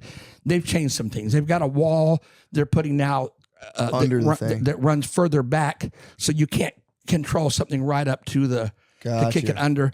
They've got a machine now to bring the carts back around that they've made. They're finding ways to complicate this thing, and I'm very thankful that happened. Why did they arrest you? How'd you get out of that? So they were looking for me, and my guy, he says, I need you to hide. I'm like, what?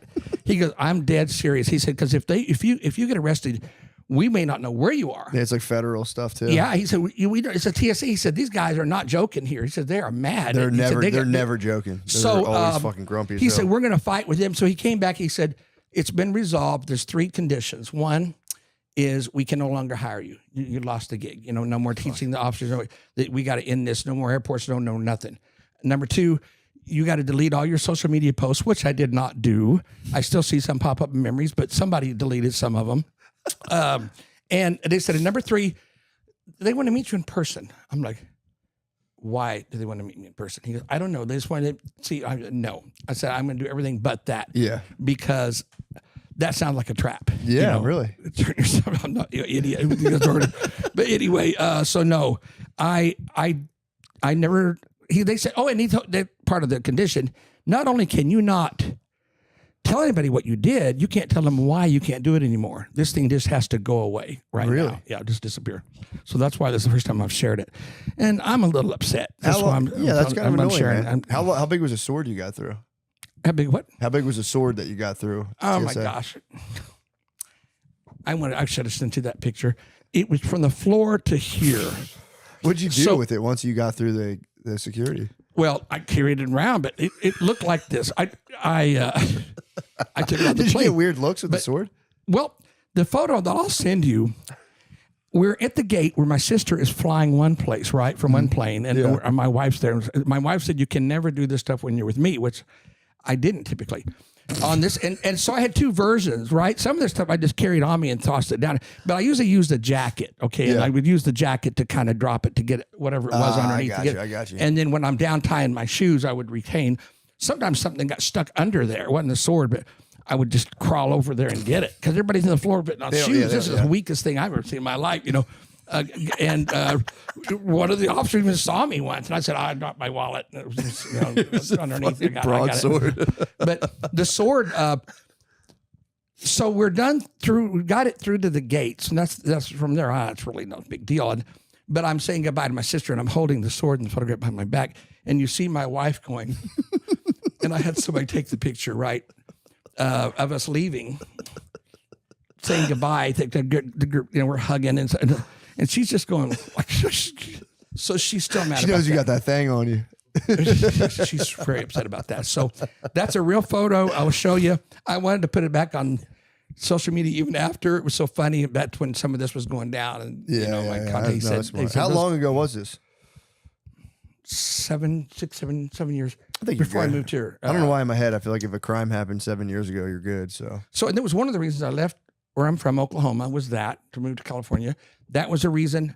The fact is, I had studied acting in college and always wanted to be an actor. I thought you were a great actor. You did great. Thank you. I think I love doing it. It's really something I've worked on it since a kid, and I want to do it as a career. And it was one of those things where I was going to come out here right after college, but I couldn't. I got trapped in my career. Once you start booking annual stuff, now they're going to book ahead. You're booked that month this year, so they book you the next year.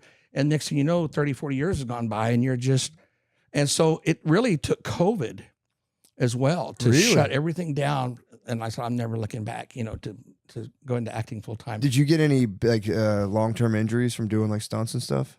Covered with them. Are you really? Absolutely. Yeah, covered with them. I did an air show stunt, did an escape, and I had a bad landing. How high up?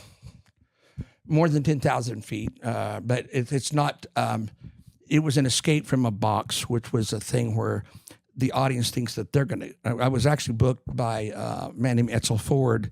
He has an air show team, and he came to me. He said, I know you do stunts. He said, can you do something for air shows? He said, we need a new act or something to go with us. And he said, in air shows, in most shows, you want people to think you're going to die in a stunt show, but in an air show, you want them to know you're going to die. And I said, I had the idea. What if the audience thinks they're going to die? He said, even better. So in this effect, I drop from the plane in the box, and the audience is told it's falling out of control. So they take it up in the plane, and the audience can see the chute open, and they go, Steve was open to shoot. He's carrying the box back over the drop zone. So now I'm holding this box, it looks like, till I get over in the area. Wait, so are you release it? You're in the air? I'm with a chute. Oh, you're holding this box. I'm holding the over. box, which is what it looks like, and then I release it and pull these toggles and land. Well, the truth is you can't hold a box when a chute opens in the air. So I'm wearing this harness we had made down in DeLand, Florida by a company, real nice. They make tailor-made stuff for stunts and air shows and things. And a strap attached me to the box. So I have this strap, and as I get lower, I release the box and would open my chute. So the problem is, anytime you get two lines, FAA approved stunt is safe.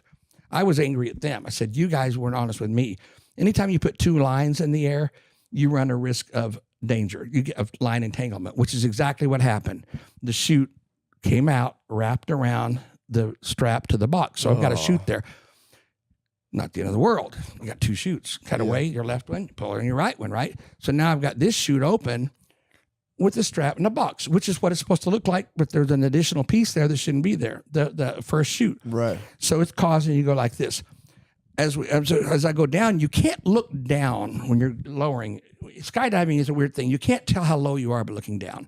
You have to look at the horizon. So about 50 feet from the ground, looking out that way, you can tell where that is. You slow your descent normally, right? So in my act, is I cut away and then slow my descent, right? So the horizon is just doing this. I couldn't tell, and I couldn't cut it away because I didn't know who I'm going to kill. Right, this whole thing could land anywhere. So I'm trying to focus to see where I am, and that's the last thing I remember. I had a concussion. I've got the short socks, the nerd socks. You can see the scar right there on my. Why are short socks nerd socks? I saw you in one of your acts. Some of the audience brought that up, and you showed them your socks, and I don't remember that. you don't remember that. It's on YouTube right Nerd now. socks. It's on right now. You're having to yell things out of the audience, Oh yeah. and one of the guys says something about this short socks. Oh, it was they were I'm saying like- black ankle socks. They were Yeah, saying. ankles, actually, yeah. I'm So on right here's you can see the scar right there, right? See that Damn. one? Yeah, I got one on both sides. But You shot- I you broke broke my hip. I broke that ankle too, but this one got crushed and most of the internal parts came out. It took forever to heal from that one. Broke the jaw. I've got scars on my arm still from it. And so this was a long time ago. So it took forever to get well. But I had a chute opener, I'd be dead. It was just what you'd say a hard landing. Yeah. And I tell you, it amazes me. People in the old Army, those guys never did have opportunities. They always came down hard. I don't know how they did it. That's crazy. Like, commendable that they would ever put up with that. But yeah. So yeah, I had spikes through my body one time. There was a guy who'd hired me before. It was a thing where I used to get chained in a chair, and we'd had a martial artist with a screen with spikes, and he would come running down. I'm gagged, and he would kick through this thing after a 10-second countdown, and I would roll under him basically and come out. And so this guy hires me, and he says, "Can you do this act? I'm going to have people bring stuff to the show." I'm like, "Oh, crap," I'm exhausted. And he's got a pole in the stage, like a flagpole. He goes, "We're going to wrap you around this pole instead." I'm like, "Okay." And I said, we'll do a pair of handcuffs. Give me 10 seconds to get out. And then he has people bring stuff to the show and brings it up on the stage. I'm like, what in the world are you doing? He's an EMC. He had hired me 10 years before. Was it EMC? What's that? You said EMC? He was the MC of the show. MC of the show. I got you. And the promoter. He had hired several acts. So he brought me back for this finale, and people were chaining me up. And I'm like, okay. I said, I need a full minute to escape from this. He gags my mouth, and they get the screen ready, and he says, "How many of y'all think Steve can get out of this in the 10 seconds he originally promised?" I'm like, Whoa. Punchline's got to be coming, right? Got to be a punchline. And everybody applauds, and he says, "Put it in place." And he stands up, and he says, 10. Now I'm like, are you kidding me? What? And I'm like, I didn't have a chance, right? So I just turned my back to the spikes and this thing, and I've still got here. What the fuck, man? Crush. And the sad thing, and I wish my brain had been in the right place to not move an inch, that the audience broke out into applause because they thought I disappeared. And instead, I start moaning and moving, and I'm stabbed, But I wish I had not done that now. I didn't realize. If you didn't move, you would have been fine. They thought I was gone. The curtain would have shut, into the show, and everybody thought I disappeared. And then this thing starts moving. They're like, uh-oh. So anyway, I'm like, dude, why did you do that? He goes, I thought you were kidding. And he said, man, I've seen you a million times. He goes, I thought you could just, and you're out. I've seen you do it. Yeah, it's kind of crazy to have to confirm that. Thanks How a big lot. are the spikes?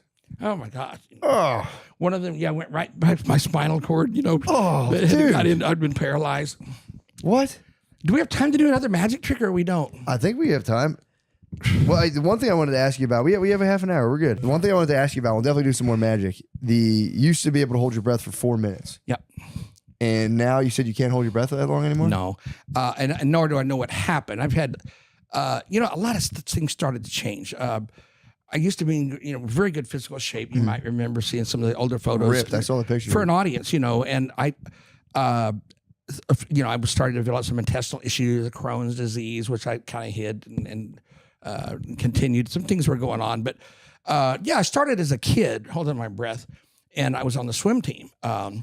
And they always hated it. I was horrible swimming on top of the water, so I would always dive in and go all the way to the other side. Dude. And as we come back, emerge, and, to finish it up. So I get in, and they're like, Which "Man, stroke were you can't-" doing? Which stroke were you Oh, doing? that was just a regular bicycle, Oh, dude. But they you would just be submerged the whole time? Oh, the first run, all the way to the end. And when I come back, I'd come up to give them a little bit of fairness. But I was fast under that water. There was no rule of how such a long you beast stayed move. under, right? So then if there's no really rule in the books, how long you stay. But I practiced all the time. And so, I was comfortable sitting on the bottom of a pool, shimming locks, picking locks, manipulating them open that people would bring. And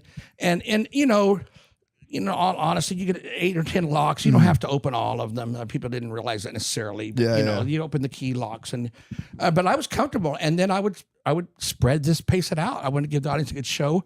Somebody asked me when I was coming out of one of my water effects, which I could do the lake and the box and things, all these. You mean you come out, you're exhausted, you're coughing up water, are you really suffering, or is it all an act? No, I'm really suffering, but it's all self-inflicted. I would stay down there. You would stay as long as you can. You stay underwater as long as you can until you absolutely can't stay under the minute and come up. You're going to be really breathing hard. Did you ever pass out underwater? Actually, I did one time. I did once too. It was fucking terrifying. Yeah, absolutely. How'd you get? Did you get pulled out? I don't know what happened. We were at Ponkin Theater in Ponk City, Oklahoma, which was supposed to be a haunted theater. And we had some weird stuff happen with the water tank, an older water tank. When they were trying to pull me up a double pulley system where I go up easy, started fighting them. They're pulling this thing. They're, we don't know what's going on, right? And we got this on video. And they kind of get me up, and it's this big A-frame. I'm hanging upside down. There's a roller thing. I mean, you got your feet in these stalks, right? And then you got this thing that runs up to the top of this. Where they pulled you up and they roll you across. They're having so much trouble. I think, man, this thing's gonna break. Something's wrong here. So the minute we got up there, I said, "Get me over the tank quick," because they're holding your hands. And I mean, the second I was there, it broke. The weird thing on that night, the break had nothing to do with the pulley system. It was a piece of steel that they would use for mountain climbing, right? That held the stalks in one spot. That thing just broke. It shouldn't have broken. And another place had nothing to do with the tension. So there was 2 issues, really 3, because the water was boiling after we put a little bucket heater in hours before because it was ice cold water. Should have taken a day to heat it, but the water was like boiling hot when I almost went in it, and I'm glad I tested it. So this was like a haunted theater, and everybody's telling me all this haunted stuff's going on. I'm like, I just couldn't believe it. And then all of a sudden, everything starts going downhill for my act. So when I hit this thing, I didn't get any air. Because I wasn't prepared, right? Yeah. So it's a 1, 2, 3, 4, 5th one, hold it, go in, and I'm good for a while, right? In this case, I was probably on the exhale, and I went down. So when the stalks came down, they couldn't get the lid on because it fell so fast. You got to hit it just right. Yeah. And the guys are fighting with it. And I've got a guy sitting right over here who's a spotter who does nothing but watch me. And if he sees me make a signal something's wrong, cut it. Yeah. I'm like, cut it. I'm looking, where is he? He's not there. First rule in Daredevil stunts is don't change anything. Don't improvise nothing. This guy left his post to run help these guys get the lid on, right? So I'm trying to get my part to get out of this thing, and I blacked out. The next thing I know, I'm in the floor. So I had fallen, but I don't know what happened. I literally don't remember. Jesus Christ. Very peculiar experience for sure. That's very, crazy. very terrifying for sure.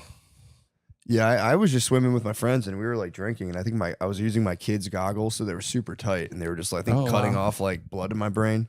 And I tried to go back and forth in the pool, and I was coming back, and I remember coming out of the water just lungs full of breath. I somehow just propelled myself out, like kind of blacked out, and then I fell forward again, just hit my chin on the edge of the pool. Water is so dangerous, and even for an escape artist, and I don't like to tell all my secrets, but I would do everything I can, I could do to make these things safe. Like chained up, thrown in a pool, is that I would have a signal, to something's wrong, and we would tell the audience, well, they'll have to jump in, pull these heavy weights all the way to the shallow end to get me out. Well, the fact is, we had a rope with a hook on it, but then I'm like suffering later, and I'm asking my guys, because could you see me? And I really couldn't see that well. The water was too chlorinated. I just couldn't see it. Or we're in a lake. I almost died in a lake. I showed you a picture of this, I think, yesterday, coming out of the lake. That was totally unexpected. Wooden box was in a lake, and I did what I had to do to open it, but the wood had sealed. And I mean, it was a tough sucker to get out of there. Once I got out, I'm exhausted, and I'm trying to work my way up. Lo and behold, we've got quicksand or something underneath the water. When I get to shallow enough to walk, it takes me down, and I'm like pulling. It's hard to get my head on, wet shoes. They're gone. Yeah. And I mean, I'm fighting to get my feet out of this, and my guys are coming out. So the photo I've got on my phone, but they're coming out to try to help me, and then they're sinking. Oh, fuck. I've got 5 guys, 10 guys are rescue guys, and they can't even get to me, and I'm just like, and I'm so tired. So water Yeah, water's dangerous. It didn't scare me, but water didn't scare me like some things like heights scare me. Yeah. But it's very dangerous. Yeah. It is peaceful though underwater. I have very little peaceful. kids, and we'll go in the pool, and every now and again I'll Yeah. just disappear from my whole family underwater Right. for a good minute. And it's just the Absolutely. best. Just the Yeah. fucking best. Just to go underwater. I can't hear anything for. Yeah. a And good that was 40 my seconds. life. So, circling back to a question you asked, I would sit there underwater and comfortably do my thing and enjoyed the peace and quiet until it was time to come up. But then one day it changed. I just lost that ability. It's crazy. So I went to a doctor and I said, we got a serious problem. I got bookings. I said, listen, I can hold my breath a lot longer than this. I can't hold my breath. I don't know why, as much as I practice. And so they even did a heart test, massaged my heart. They said, this sounds like it's a heart thing. And no, your heart's fine. And they finally said, listen, whatever weirdness it was that you were gifted with to hold your breath for 4 minutes is just gone.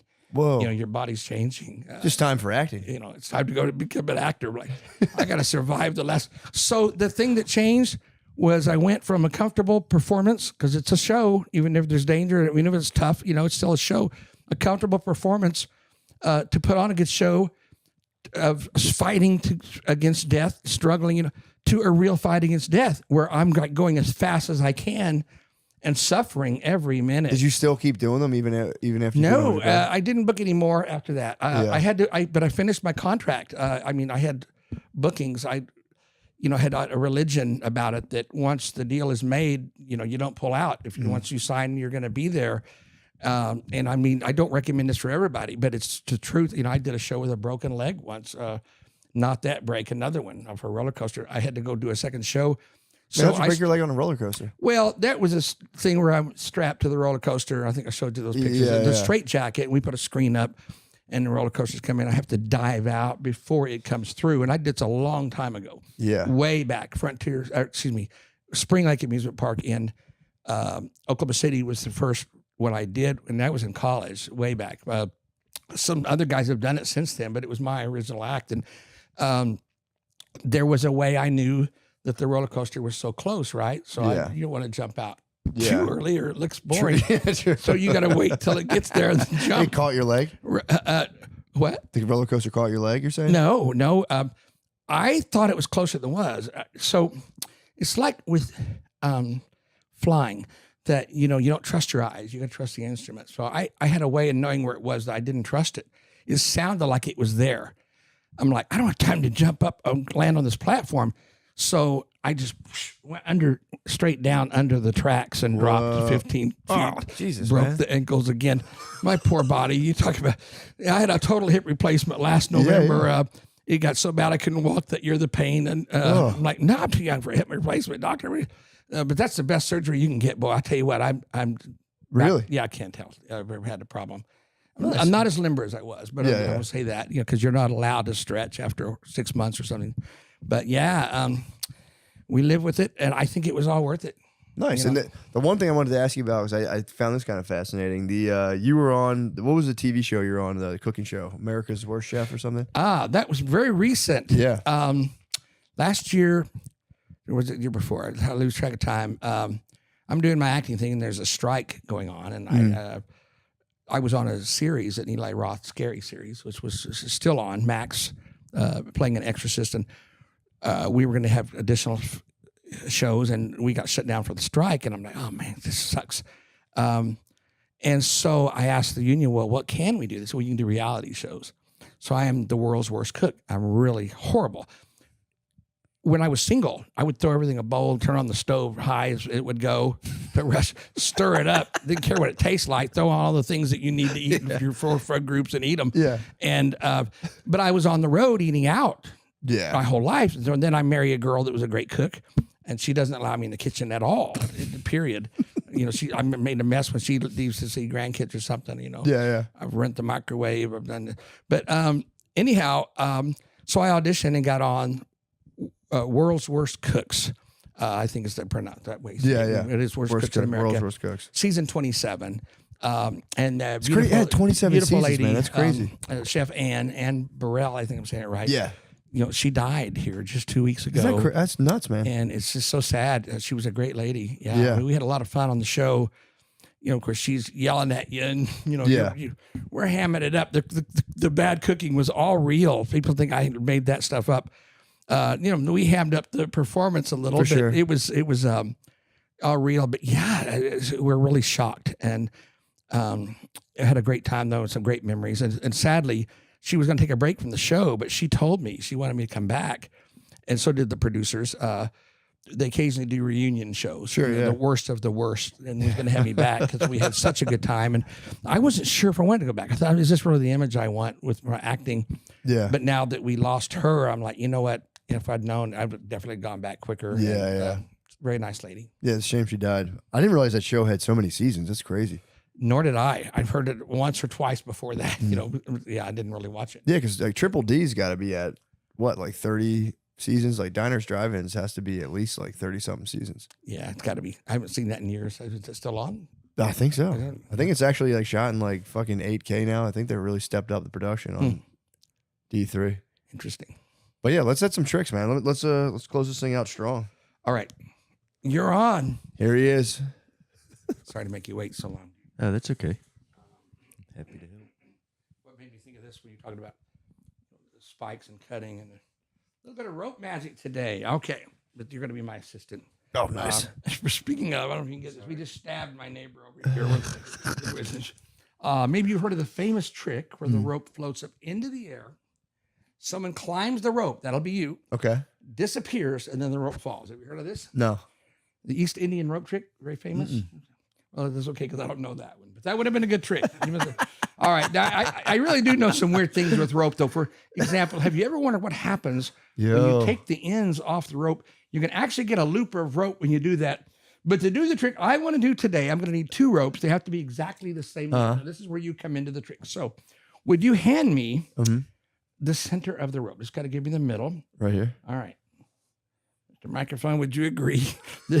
If we cut it here, that would give us 2 the same length. All right. That's the spot selected. Very careful. Take the scissors. Don't cut the fingers. Just cut the rope. Grab the scissors. I'm going to give you a nice injury. Right there. Don't cut the mic cord either. Right? All right. But we're a little off on the length. That's okay. I'm going to have you even these out. Let me line them up straight and ask you to cut this off right here. That should do it right there. Where you want? Right there. I think that should make them exactly the same length. All right. Now we have 2 ropes. Okay. We need 2 ropes exactly the same length. Would you mind cutting that right there? Just give it a good cut. There we go. Right there? That's a way to do it. Now we have 2 ropes exactly the. Have you ever had something called deja vu? Yeah. Have you ever had something called deja vu? Yeah. Have you ever had something? Yeah, you knew that. You heard that one coming, I bet. Here we go. Just say abracadabra. Abracadabra. All right, we're just going to start all over. Here we go. Now, to do the trick I really want to do today, we're going to need 2 ropes. They have to be the same length. That's where you come into the trick. Grab the middle of the rope and just lift it up. Hand it to me. Now, would you agree if we cut the rope here, we'd have 2 the same length? Like pretty fair. Would you grab the scissors again, cut it just like you did before? Here we go. And we're a little off on the length. Would you mind cutting it? You know what? Rather than go through all of that again, I think if we just do the trick, we can actually correct the length. So let me give you a good view. You look like a good knot, right? Hold on to the end of the rope real tight. Don't let go. Watch the knot. You can let go now. A lot of people think it's a trick knot. That is why I always like to untie it. Come here. So everybody can see that it is indeed a real knot. Yeah. All right. Now, Matt, would you like to put 2 ropes back together Yeah. yourself? Yeah. I know you can do it. Big fan of yours. You know, I got a carpet named after you outside my door at home too. All right. You get the signature for you. Always been a big fan, by the way. Thank you for having me. All right, sure, we're going man. to tie the ends of that one. We'll give it a cut. And I want you to pick a rope. Do you want to use the one I just tied and cut or the rope I'm going to cut right now? I'll This take the or one that you're going to cut right now. Which one? This one? Yeah. Let me get that cut. I always give you a chance to change your mind. Would you like to change your mind or keep the mind that you have? Okay, I'll keep the one that You're going to keep his mind. All right, here we go. So we're going to tie these together for you, just like that. All right. Hold it on the end. All right. So you won't be able to do the magic wave because you got a mic. So Okay. instead say the magic words. Abracadabra. Alakazam. Alakazam. Say, oh, what a great magician I am. What a great magician. Now, you don't have a hand, so take it in your teeth. Mm-hmm. Pull the knot off like a real escape artist. Ah, you did it. There you go. Hey. There we go. Good job, man. Oh, it's done. You can keep that as a souvenir. I will. It might be worth pennies someday, right? Yeah, how'd you even do that? That's crazy. You did it. You did it. True. Magic's in me. We can do another trick if you want. I'll show you how one is done. No, I would never reveal You the want me to, secret. I mean, do you want me to show you how a trick is done today? If you want. You I thought stand magicians up get killed over for here. that. This is a special show. It's the secret. True. Podcast. Yeah, show me the secret. You Show gotta me the see secret All trick. right. Can we take us a little break and we'll Yeah, we'll take a hear break. it? Take a break. All We'll right, end it up. we'll be right back with the secret for the secret broadcast show. Okay. All right.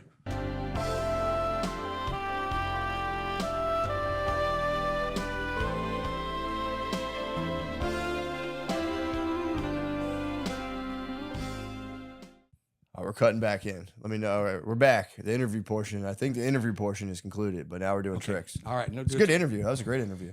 I had fun. Thank you.